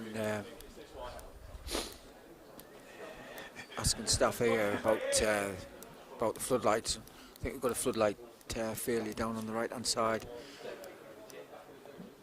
I can't actually see which one's not out. Is it one of these ones up here? Of the field, I think it's in our stand, looking across at the Adam Stansfield stand. Oh, it's the whole of the Adam Stansfield side, isn't it? All 4 of the lights have gone out. So the game's going to be put on hold for a minute whilst we explore why the Adam Stansfield stand has lost power on those floodlights. But it's an opportunity for the players to get a little bit of a drink, a little bit of information from their coaches, and go again. We're almost 15 minutes into the second half, so still got plenty of time within this game for that elusive winning goal potentially. So Mickey, how have you found the first 15 minutes of this half? We know that Exeter City have stuck to that 3-5-2 shape, and they've been a little bit more disciplined with their defending. But who's come out the better of the 2 sides, do you think, in this particular? The last 5-10 minutes, Exeter looked looked far more dangerous than Bournemouth. Some good set pieces, some good deliveries from Jack Vale. In fact, he's had a couple of chances to, unlucky not to be certainly on the score sheet. Again, I'd like to see someone really taking ownership of us and driving the team on, because I think we could get in, we could get amongst this Bournemouth side. But let's see if we get a leader out there or leaders to start demanding a bit more of each other. To me, it's a bit flat. To me, it's a bit flat. That's me sitting up in the stand looking down at the pitch. This is the FA Cup third round against Bournemouth. Could say one of our Is it one of those where both sides don't want to make a mistake? You know, at the moment, you know, it's almost the game's in a balance. Is the next goal really pivotal? And you don't want to be giving away those chances. So it's a little bit of nerves in there, a little bit of we're playing a little bit safe. You know, I'd like to think, Chris, you know, we certainly want our lads to make mistakes, because if we don't make mistakes, we don't learn from them. So I'd like to think we show a bit of that. We show a bit of willingness to try and have a go, and if you do make a mistake, you make a mistake. Great opportunity for these lads tonight. First team manager and Wayne and Dan are all sat watching the game. Third round of the FA Youth Cup. Possible another good draw against some more Premiership or academy standard teams. Nothing way at home, everything to play for. It shows a bit. Certainly if I was pitch side, that's what I would be wanting from them. Yeah, I mean, it's been encouraging, isn't it, in this second half? Like you say, the Exeter City, I think they've had the best of the first 13, 14 minutes of this period. They've had a little bit of sustained pressure in their opponent's half.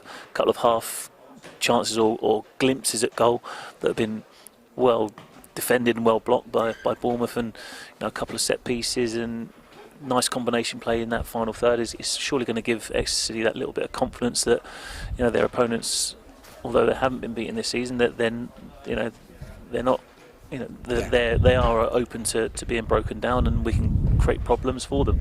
So it's surely going to be a real confidence builder, going in at the break and coming out the other side and being on the front foot that little bit. And is it going to be putting a few question marks in Bournemouth?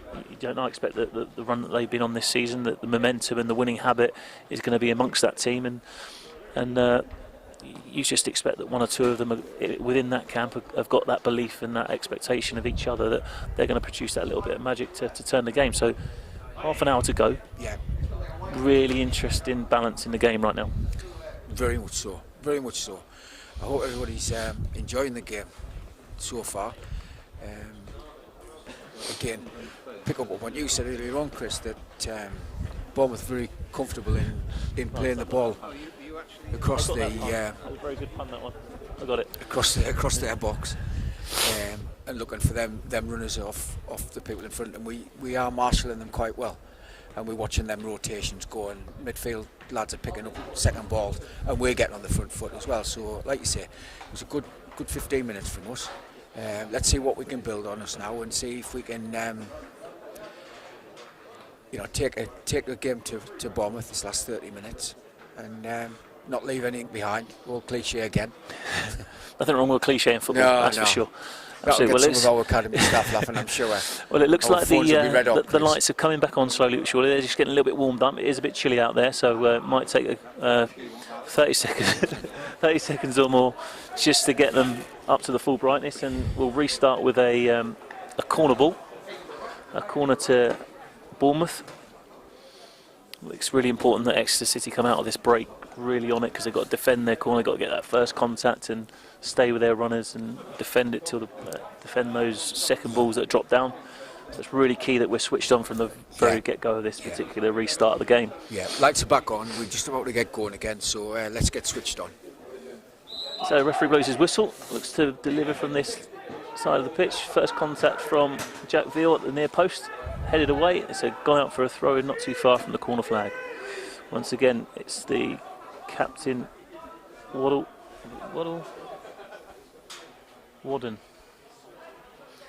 He's handed the ball over to Roberts. He takes a really short throw-in, tries to combine with his team. Throw-in that looks it's almost a forgotten law, isn't it, from referees these days. Very rarely is it ever really picked up from referees and linesmen in all levels of football. But a really important set piece of football. It's actually the most common set piece in football. Yeah. So Noticed last night at training, Chris, I had that with the under-12s. I had a couple of times last night I told them to throw the ball in properly. Because we're getting just in a habit of just throwing it in anyhow and just letting it go, where we should be saying throw it in properly. There's a little bit of a collision there. Nelson's down on the floor. Off the back of Birchall again. 1v1 driving inside. It was well defended, and I didn't really see how Nelson ended up on the floor there, but he looks in a little bit of discomfort. So we've got another stoppage. We've had 5 minutes of stoppages for the lights, and now Nelson's down. Doesn't look particularly comfortable right now. So if you're Chad Gribble, if you're Kevin Nicholson or Aaron Pugh, what are you contemplating, if any, in terms of changes with half an hour to play in this game? What are you thinking? God, not like putting us on the spot. Well, like you said, you work with these players, and you kind of you know potentially what they could be thinking, or we know Chad, he likes to be on the front foot as much as possible. Might need to change things up a little bit. He might be contemplating changing shape. But he sent 3 subs out to get warmed up. That's Joe Ragg, Charlie Hanson and Toby Neville, all having a little bit of a loosener. Set pieces. We've got a couple of good set pieces in there. Charlie Hanson, centre back. Charlie Hanson, centre forward, or Centre Toby forward. Neville, the centre half, who scored from a set piece against Plymouth. Either or. Absolutely, no problem. Might get us something from an attacking set piece. Yeah, our delivery has been very good from set pieces. Just getting somebody in those positions who wants to go and get on the end of things, get across your man, or put your head in where it might get a little bit of a bump. But the game's restarted again now, and it's Bevan to play forward on the diag, looking for Adams off the shoulder. But Alfie Pond does really well there to get the first contact. He steps inside, looks to bend it with his right foot, Adams, but he's just slightly off target. Clever little feet there, just to duck back inside onto his right foot and try and bend it in that far top Adam corner. shifted his body weight and his feet moved well there to clip that ball there. He's fortunate it hasn't fallen this side of the post. It's been a little bit stop-start, down to obviously the conditions and the lights and a couple of knocks now. It's really important that Exeter City drop back into their style, into their rhythm again. But that's not going to help with. Did you say Jack's struggling with a toe injury there, Chris? Yeah, he took a bit of a knock, and one of his toenails has flared up, and it's got blood underneath it. It's built up a lot of pressure, so he's had to have it drilled, and then I think he's had an injection just to numb the pain through the game. It can be uncomfortable, especially when striking the ball. But that's a lot cleaner, that one, and Nelson wins the first flick on. Sonny Cox wasn't quite expecting him to win it, and didn't quite get onto it, but there's another big header from Alfie Pond. He's won his headers really well tonight, Alfie Pond, hasn't he? He's been really key in that area to get the first contact, height and distance, and the referee's let another free kick go, and it's given an opportunity for Bournemouth to get forward, but he's given that one where the guy certainly seems to be a little bit of frustration creeping in for the Exeter City players, as referees' decisions have been a bit kind of touch and go at times, but they've got to deal with it. They've got to be able to react in a positive manner. It's going to be frustrating, but I would leave that to the coaches to deal with and focus on their job as individuals on the pitch. Referees recognise that the Bournemouth players have tried to pinch a couple of yards there, and he moves them back, ready to take the free kick. It's Adams and Wadham on the ball. It's going to be delivered by the left foot of Adams, an outswinger. Didn't clear the first man. Jack Ville gets a good solid contact, and it gives an opportunity for Exeter City to squeeze up the pitch as it comes back to Adams on his left foot, looking to play into Roberts, who's got the ball pinched off and gives away a free kick in a reaction. And there's Alex Moyes once again in that position, looking to break things up, and he's got Sonny Cox off the shoulder here. He's turned back inside onto his left foot. Oh, and he's tried to slide him off the shoulder. It's got all the way through to Nelson on that left-hand side. He's 1v1. Didn't want to go 1v1 there. He invited Max Clark forward. having to use his body, and he's giving the ball away now. It's a throw-in. Real opportunity there. You was expecting Sonny Cox to pull the trigger early, but once he'd had that touch, the chance had gone. And he was trying to link and combine with Jack Veal high up the pitch. But just goes to show those occasionally when Bournemouth are a little bit loose in possession, it gives Exeter City a chance to pinch the ball and hit them on the break pretty quickly. Alfie Pond looking to bypass the press, and great little flick on from Ellis Johnson there. And all that passage of play, Chris, came from us pressing together as a good four down here that broke the ball to Sonny Cox there. Cracking second touch from Michael. Good to see. And Michael Lilly being very industrious there. Great second touch to take him away from two players and open up the opportunity to pull the trigger, but he's slightly off balance and doesn't go where he'd hoped it would come. But yeah, Exeter City, when they are pressing, my English teacher be over the moon with that one comment. Industrious. Where have I picked that one up from? Well, you must have stored it somewhere over the years, that's for sure. Industrious. Don't ask us to spell it.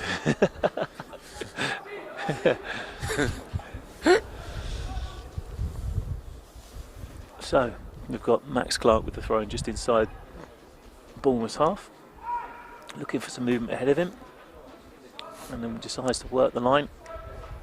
Goes long, and the ball is dropping in that midfield area. Adams looks to secure it, but he's pinched off his toes, and Sonny Cox trying to sniff a little opportunity out, but Chanel clears the ball away, and then Bevan completes the clearance. In fact, it's well intercepted by Max Clark, and they've now got Nelson 1v1 in that wide area. He's trying to put his opponent under pressure, but gives away a free kick. We certainly look more of a team when we're on the front foot for me, Chris. The distances between the units are better. Yeah. The distances between the individuals are better as well, and they're starting to react as a group of players rather than ones and twos, and it's making a bit of a difference. It's making it more difficult for the Bournemouth players to play out. It's rushing them, and we're getting a little bit of joy winning the ball back a little bit earlier. I think that's where we're going to get the success from. Ball play forward, Zef Collins up for the header, wins the first contact, and Nelson helps the ball on as it drops.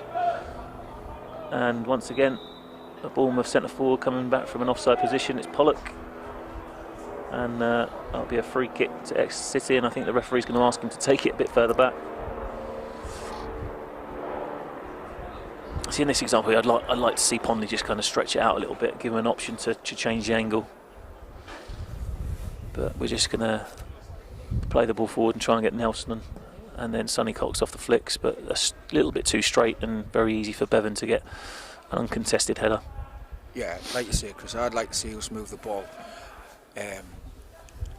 further out down both channels and stretch them a bit and see where we get some Pondy wants the ball. Pondy's comfortable on the ball. He's happy to drive out of it, and his distribution is improving all the time. And it'll just change the angle. Yeah. And the straight one's always at risk of going out or through to the goalkeeper, and on the angle, if it does get overhit. That's talking about what we're saying about getting on the front foot, isn't it? Absolutely, absolutely. Ball drops down now. It's Wadham looking to play through the lines into Pollock, who invites the fullback forward into the left back position. It's Robert stepping out with the ball, looking to combine with Dawes again. But Pondy sees that one off, and it's a throw-in high up the pitch. Once again, looks another questionable throw-in, but no problem there. The referee's happy for play to go on, and Chanel does really well there to tidy that pass and play into the midfield. But Exeter have pinched it, and it's a chance for Exeter City to counter-attack. Frank Lovett's in on goal here. He's one-on-one with his first touch, takes him a little bit wide, and then Sonny turns inside. He's still on it. Jack Veal with a header, and it's off the line, but the referee, assistant, has flagged, and Jack Veal has scored. He might have a goal. Sonny Cox shot loops up off the goalkeeper. Jack Veal gets a solid header, and the linesman is in the perfect spot to see if it's crossed the line or not, and his flag goes into the air. Exeter City lead again, 2-1. So there's that high press again, pinching it high, being able to break nice and quickly. You think the chance is gone because Frank Lovett has his touch, takes him wide, but keep it alive. Sonny Cox's shot loops up off the goalkeeper, and there's Jack Veal, Johnny on the spot. There we go, playing off the front foot, pressing high, all them things we talk about. People think we might know what we're talking about. Well, you certainly know what you're talking about. I don't know about me. People might be laughing now. That's good though. Hey, 2-1. Game on. Exeter, okay, so with 20 minutes or so, plus however long the referee is going to include for the stoppages, Exeter lead 2-1. and it's all to do for Bournemouth again. We could possibly have 10 minutes, Chris, couldn't we? Oh, absolutely. Absolutely. I wouldn't be surprised if 10 minutes go up on the board, 100%. There's Guidry trying to get beyond his winger there and deliver into the box, but it's low and cleared away by Exeter City. So it's really important now that with Exeter just nudging back in front, that they defend properly. They really focus and concentrate for the next kind of 5 or 10 minutes whilst they've got that. They don't want to get hit by that sucker punch like they did in the first half. In the first half, yeah. It's, I think it's key we stick to our guns now and. Good defending there from Max Clark, using his body well as well. His clearance forward towards Sonny Cox, who wins the first contact, and this time's out muscled by Bevan, who's brave to step out and tidy the ball to his midfield player. Here's Burgess on the ball, plays it into his captain Wadham, gets that. Adams on the turn again. His shot's charged down, and the ball ricochets out to Roberts. There's Adams on the overlap again. Looking to deliver again into that danger area. Zeph Collins sees it well and gets a good solid header on the ball. And there's people doing really well to block those shots, aren't they? Getting their body in the way, and now Exeter City can hit on the counter-attack through Sonny Cox, who's 1v1. And he looks to come inside on his left foot and try and bend it in that top corner as he did in the previous round, but this time a little bit further out. Hits it high, wide and handsome. Some resolute blocking from our defence there, Chris. Yeah, I mean, even for the cross, Zeph Collins was well positioned, got a good solid contact on it, and as it comes back out again, Exeter City around the second balls to get the blocks, and then when it's on to clear, they clear it well into an area where we can almost set a counter-attack, which has got willing runners for. So this could really play into Exeter City's hands with Bournemouth having to go for it a little bit more and get back into the game. Might leave some gaps for us to exploit on the counter-attack. Here's Frank Lovett in the wide area, 1v1. Wins a throw-in.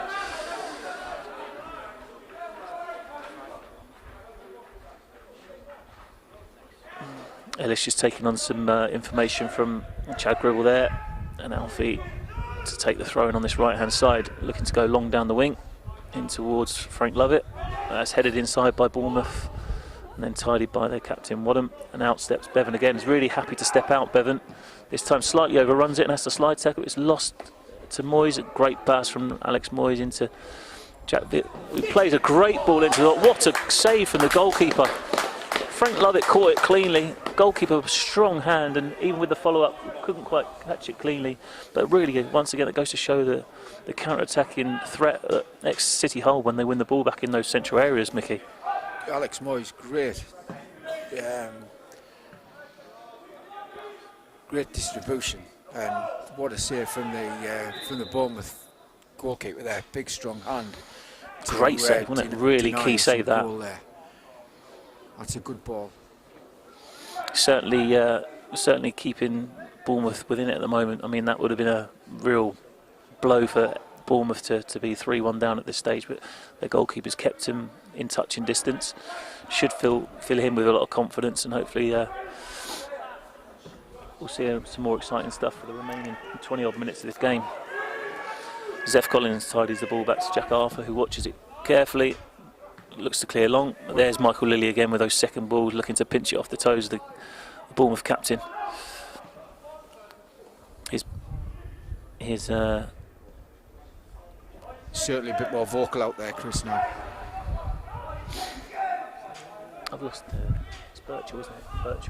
Birchall's a 10 Birchall. Yeah.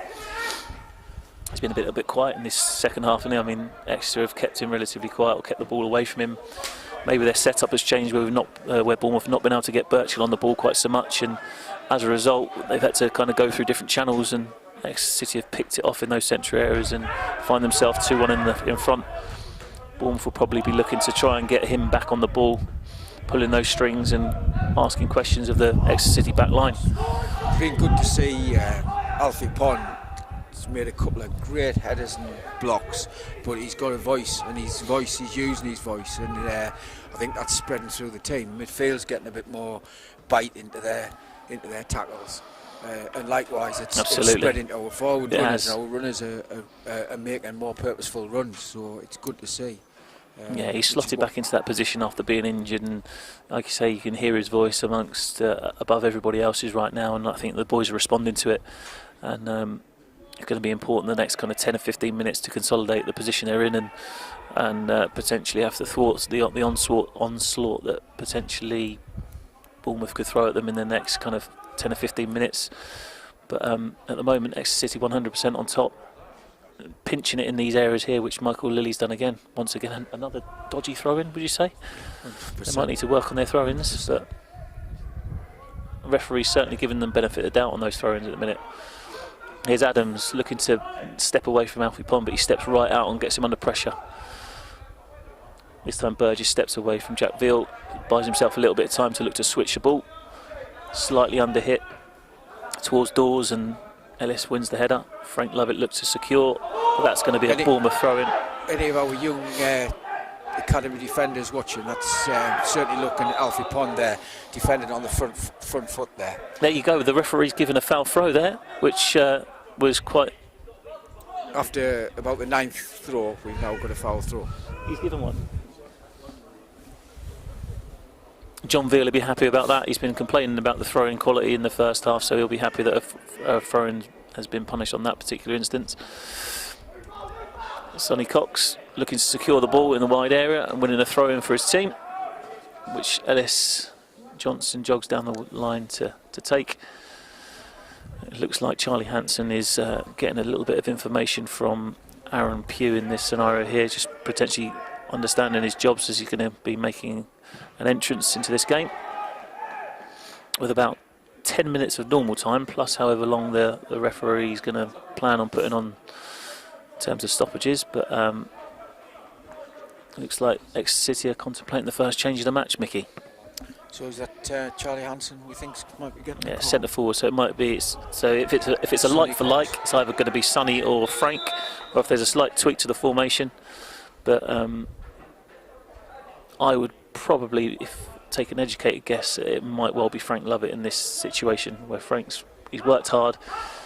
We might need just to get Sonny a little bit of physical support up there to secure the ball coming up to him, and maybe entice a couple of defenders towards him, try and occupy a couple of defenders, and then get Sonny Cox to play in those spaces around him. So it'll be interesting to see who it is going to be for in a couple of minutes' time. Bournemouth throw in. Again, good voice from Alfie Pond.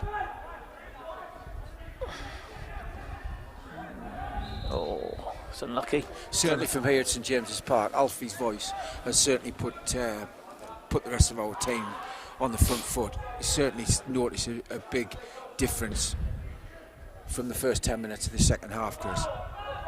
Yeah, I think the back line have been very good. They've responded to his voice. Zeph Collins, off the back of it, has shown some real maturity and bravery to defend. He's picked up some good positions, and once again there's a prime example of Alfie Pond being happy to defend, watching the ball cleanly and making a decisive tackle at the right time.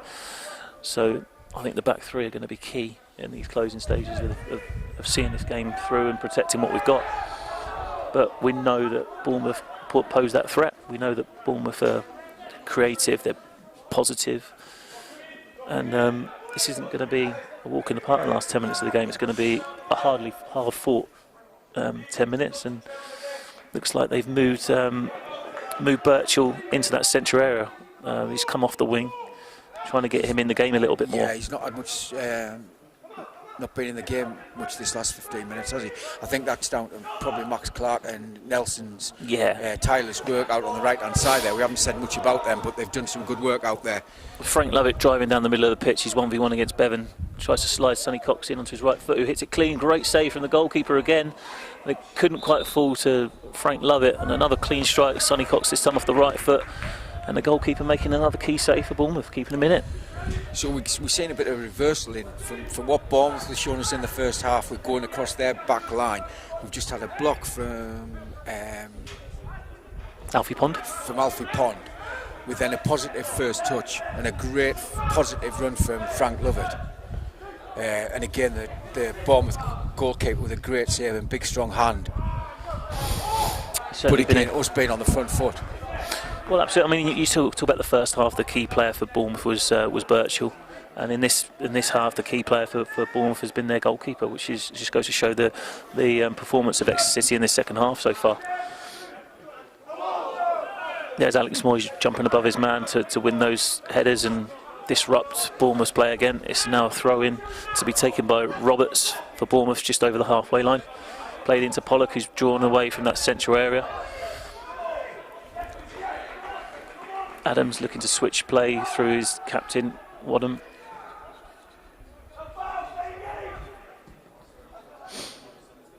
Burgess trying to play the first time ball around the corner into Giddery, which Nelson tries to see the ball out, but the referee hasn't given a free kick, he's just given the throw in, and some good shape again from Exeter.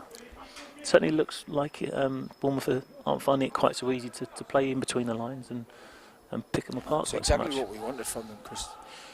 What we were just saying before, this passage of play is exactly what we said about showing a bit of fight, getting on the front foot, taking the game to Bournemouth, and that's where we're getting the results from that. It's really good to see. Let's see if we hopefully keep this going and not let them get back into the game, because their tails will get right up. Absolutely. Yeah, looking to switch play again. Nelson's got a great read on that pass there, and his first touch is great. He's taking it beyond his man. This time is he asking a little bit too much of himself, and I think the goalkeeper is going to come and sweep that up and try and get Bournemouth on the front foot themselves. Giddery tries to nick it round Michael Lilly, but it's pinched by Jack Veal and secured and tidied back to Alfie Pond. There's that positive first touch that we're talking about. But Frank Lovett just waiting for the ball to come to him, and his man has pinched it off his toe. And then Bournemouth looking to come away with the ball and play a little bit too positively, and it's slightly overhit and goes through to Jack Arthur, who can slow the game down a little bit, take a little bit of the sting out of it, and allow Exeter City to gain their shape a little bit higher up the pitch. Don't seem to see much movement in the Bournemouth bench for substitutions, Chris, at the minute. No. Looks like Charlie Hansen won't be coming on just yet. He's having a couple of sprints. He's had his information, but he's not stripped and ready just yet. So Chad Grewal happy to continue with the boys that are on the pitch, because to be fair, they're having a little bit of a spell. Wadham looking to combine with Pollock as he pops it off to Burgess. Burgess trying to look forward, plays it out to his right back, Giddery. Looking to link with Adams. That's slightly heavy pass, and it's gone out for an Exeter City throw. Yeah, out of possession, Exeter City are far more connected as a unit, aren't they now? And rather than going as ones and twos and getting picked off, they're going together. They're more on the front foot. They're ready for the next pass and the next man to be fired out to get pressure. Some really good first and second defending from Exeter City, and it's making life a little bit difficult in possession for Bournemouth, which, you know, upsetting their rhythm is quite a thing to achieve right now. Definitely, Chris. I mean, we've grown into the game. And let's see what how the Bournemouth lads can get themselves back.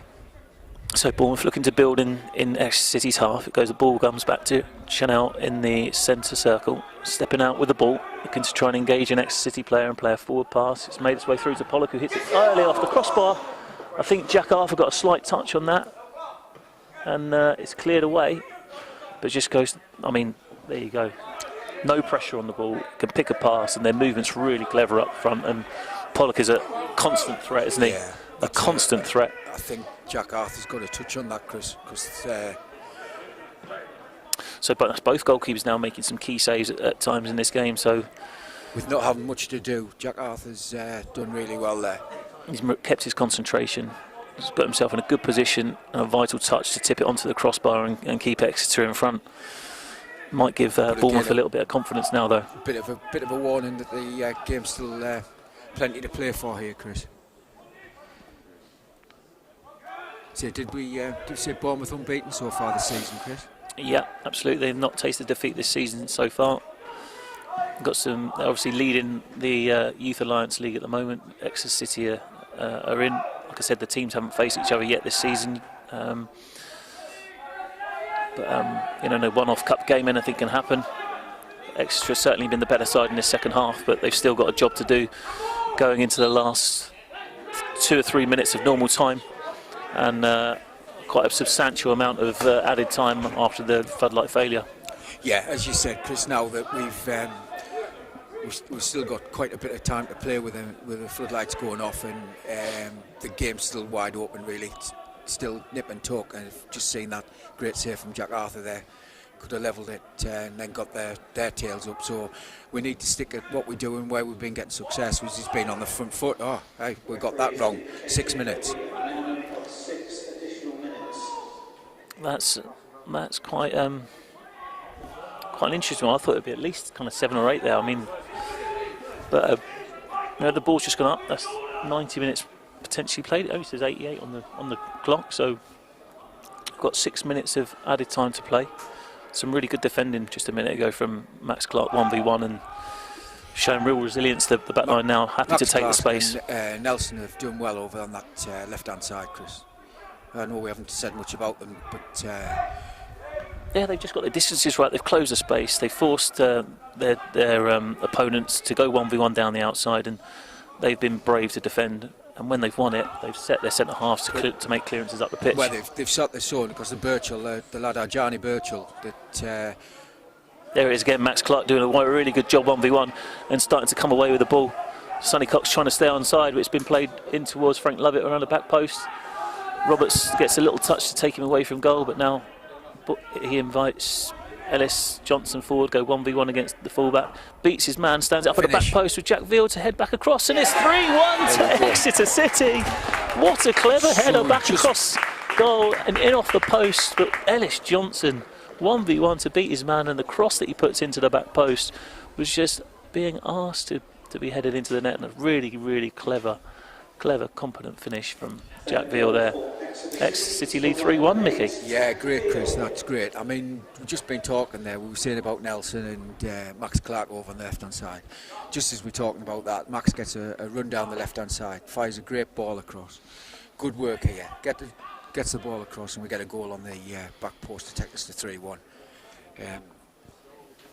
It's been a really clever, really measured performance in this second half from Exeter City, isn't it? I think a lot's got to be They've been said for the disciplined out of coaching possession. staff. Absolutely, they've been disciplined out of possession. Their setup was far more balanced from the off of this second half, and the decision making of the players have made it happen. But you're right, the coaching staff have identified a couple of issues that they've spoken about to the players, and the players have gone out there and executed it with real class at times as well. And we said about the goalkeeper making a couple of key saves. Exeter City have been far the stronger side in this second half, and they deserve their 2-goal lead. Yeah, so we've got substitution. Sonny Cox is making his way. Charlie Hansen's on. Sonny's off. Well done, Sonny. Another goal for Sonny Cox. All the best. Another good performance. Charlie coming into the game now. He's going to provide a real physical problem for the two centre halves in this second half. In these last 5 minutes of injury time. Ball goes all the way through to Jack Arthur. Exeter City lead 3-1 with 5 minutes to play. So Jack Arthur taking his time, looking to play a little sidewinder volley towards the halfway line. In towards Nelson, who gets a little bit of a push, but the referee sees it. Quite happy to let play go on. Great header from Jack Veal on the seconds. Oh, it's a lovely touch from Birchall there, and using his body really well, trying to play a really clever pass, but it's well cut out by Ellis Johnson this time. Oh, and that is a definite foul there. But he's got talent, that young man, hasn't he? He's a good touch, he's confident in possession, looks to play forwards and take the game to his opponent. But again, they've identified that, our coaching staff, and Nelson and Max over on that left-hand side. He's had no joy this second half, so he's actually moved over to this. He moved out to that number 10 position. He just off the number forward. 10 position to try and get on the ball there. So that's credit to them lads, because the first half he was a. With him playing in that number 10 position, he's going to be up against Moisey, who's going to really relish that little challenge of having to kind of disrupt his game. So that'll be an interesting, nice little battle, that. It will do. Frank Lovett doing really well to protect the ball in the middle against 3, but Bournemouth do come away with the ball for a second. I've liked our midfield 3, Chris. they've had real balance, haven't they? And they've been really competitive. Some good rotations, some dogged work there. So, ball in the perfect position for Exeter. They want as far away from their goal as possible just to try and see this game through now. The ball drops in the middle of the pitch. Michael Lilly secures and tidies it back to Max Clark, who hits a positive pass towards Nelson, who unfortunately couldn't keep the ball in.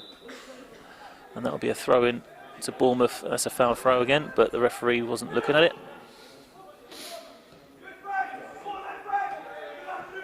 Game with the Bournemouth lads happy to play across the 18-yard box. Yeah, moved it pretty slick there, and they've got out the other side. And it's now Dawes playing the ball down the side to Pollock. Oh no, it's not. It's the centre half now. The centre half Bevan's gone up top alongside Pollock, and Birchall in that number 10 position plays the ball back to Roberts. Tries to switch it through his central midfield skipper Wadham. That's a slightly short pass to Adams, and that allows Nelson to clear.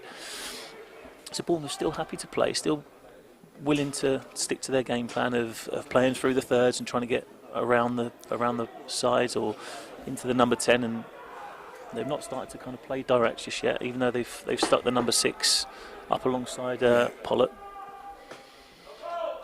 So they take the throw in into Burgess, plays the ball back to Guidry, looking to link with a number in that number 10 position. Got to be resolute now, Chris, and stick together. Yeah, some excellent 1v1 defending again from Max Clark. He's really stuck to his guns down that side. Whoever he's been up against, he's given them very little space to work in. Ball's set back towards Guidry, who delivers from deep. Good solid header from Zeph Collins, and well taken in by Charlie Hansen, but good defending. And once again, Zeph Collins finds himself in a great position, gets a good solid contact on the clearance. I think he's barely put a foot wrong this game today. Yeah, our back three have been outstanding back there tonight. The ball was tossed into the box. There's Alfie Pond with the first header again. Ball drops down and he's got 2 around him. Really disciplined second half performance from Exeter City here. The ball's been worked back to the captain, who's looking to combine with Roberts, shifts his body. And the ball is cleared away this time by Nelson deep in his own box, and the ball's released to... Here we go, we've actually worked it on the counter-attack. We've got Charlie Hansen, who's been played into the opposite side of the box. He's 1v1 against Guidry. And here's Moisey keeping the ball, looking to keep possession and try and run the clock down in possession. Great first touch from Ellis Johnson. Well played, young man. Steps out really well, finds a low pressure on the opposite side of the pitch, and it's really clever play. Nelson on the ball now, looking to draw a free kick or try and win a throw-in or a corner in that top-hand corner. He's got 2 around him. Does really well to maintain possession for that spell. And we can't be long left now, can we? We can't be long at all. A couple of minutes, Chris, if that. Bournemouth have got a lad down on the pitch. There's Dawes there who's struggling with cramp. Down on the pitch with cramp. I think they're getting 14. Ferdinand Okoki. Sorry if I've said your name wrong, Ferdinand. It might just be Oko. I think I like Geordie Okoki better, Chris. It sounds more Geordie. It does, doesn't it? I like that. Rolls off the like Geordie tongue. Like do the Okoki. Roberts on the ball now, in the left-hand position, looking to link with Pollock, who's come out of the middle. It's a great first touch. But there's Alfie Pond stepping out, recognising the danger, and the ball drops to Frank Lovett. He tries to hold the ball up, invites Michael Lilly to play the ball forwards. It's slightly mishit. The ball goes out and allows Bournemouth to make the change, and on comes Ferdinand Oko. I think we'll go with you, Chris. Roberts had a good first touch there, but was met with Alfie Pond with a great block tackle. So we're very much in the hands of the referee here in terms of how much time's left. And Bournemouth still looking to move the ball, still looking to try and create this goal-scoring opportunity that might finish the game on a high. Oh, that was a late tackle. That was a late tackle. Chris. I really don't like that. That's a naughty challenge. You can't even say that's a striker's tackle because he's a centre half, that boy. But it was a rather late one. Owen Bevan there he's kicked out there. There might be a little bit of frustration. There. I think the referee's seen it as a little bit of a late one. He's going to just have a little bit of a quiet word in his ear, but it might just be down to the frustration that the game not quite gone the way that the Bournemouth players had hoped. But fortunately, Ellis is up on his feet. Yeah, up on his feet, and a bit of frustration there from him. Alfie Pond to take the free kick long towards Charlie. He's trying to pin his man, and he's put him under pressure. And Chanel looking to tidy it back to his goalkeeper. He's giving him a little bit of a bouncing one, and that is the final whistle. And Exeter City have won this game 3 goals to 1 with a fantastic second half performance. And I mean, the boys are going to be buzzing. The coaching staff are delighted, and I think that's a fully deserved victory on the second half performance, Mickey. Great win, Chris. Great win. Well deserved that second half. We certainly learned from what was going wrong in the first half. Changed a little bit, asked a little bit more, got on the front foot, started to take the game to Bournemouth. Keepers made a couple of good saves to keep them in, and we've come away with a couple of goals to take us to 3-1. Jack Arthur making a good save, mind. Yeah, just looking back on that second half performance, it was, Bournemouth couldn't really get their passing game going. They didn't switch it as cleanly and as quickly as they did in the first half, and it just allowed Exeter City to pinch the ball in areas that they were able to spring counter-attacks, and they were able to grow in confidence, and they took their chances at the right times as well. And I think the boys should be really proud with their performance. I mean, Bournemouth were excellent in the first half as well, and it was a really good contest. Yeah. 2 very good sides out on that pitch tonight, and in terms of performance on the night, I think that the team that won the game deserved it. Definitely. Thank you to Bournemouth. As they say, first half, I put them down, shaded them as the better of the 2 teams. But second half, Exeter have come out, and from back to front to back, they've stepped up the mark. They've got on the front foot. They've took the game to Bournemouth. They thoroughly deserve that. Our back 3 have been outstanding tonight. Max, Alfie. Absolutely, yeah. Max Clark in that left centre half position, and Zeph Collins was very, very strong in that central position. And like you say, we wanted a leader, and we wanted people to be vocal because we couldn't hear so much down there. And then it started to come, and then that spread through the units as the midfield and the forwards, and we started getting on the front foot, and that allowed us to start to play in and pick passes and get back passing. The distribution of our passes was good, and we've got back into the game and got a well-deserved win, and see what the next where that takes us next. Yeah. But we were desperate that we got on the front foot, and that's what we did. And to a man, you can hear how pleased they are with that, and well done. But like you say, I quite enjoyed watching Bournemouth tonight. The way they played the game, they stuck to their game plan. They tried to move the ball. They were happy to go across, to go forward, to come back, to try and go down the other way. And they good game of football. A very entertaining game of football. Very entertaining game of football. Good to see 2 good sides trying to do the right things and play the game the right way. So it's Exeter City that move on to the next round. They're in the hat for the 4th round of the FA Youth Cup, and we thank Bournemouth for their part in this entertaining football match, and we thank you for joining us. And I also would like to thank Mickey for joining me here with the commentary. Yeah, top work. Thank you very much. Been a pleasure, Chris. Like you say, thank you to all the Bournemouth people that have tuned in to watch tonight, and we wish you all well for the rest of the season.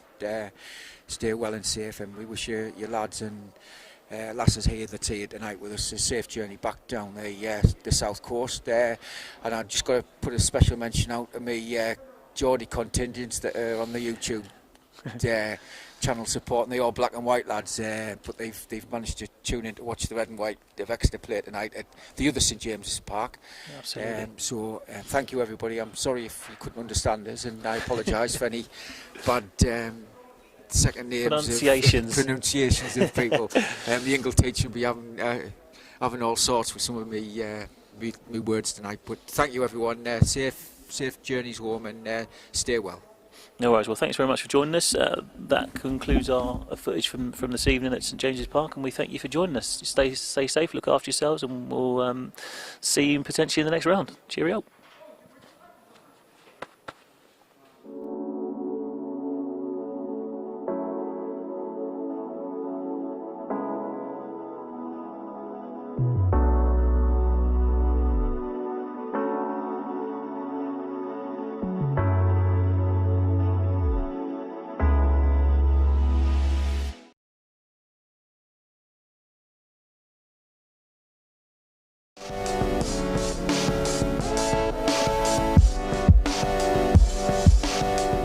And this is the substitute, Alex Fisher. And they've pickpocketed them here.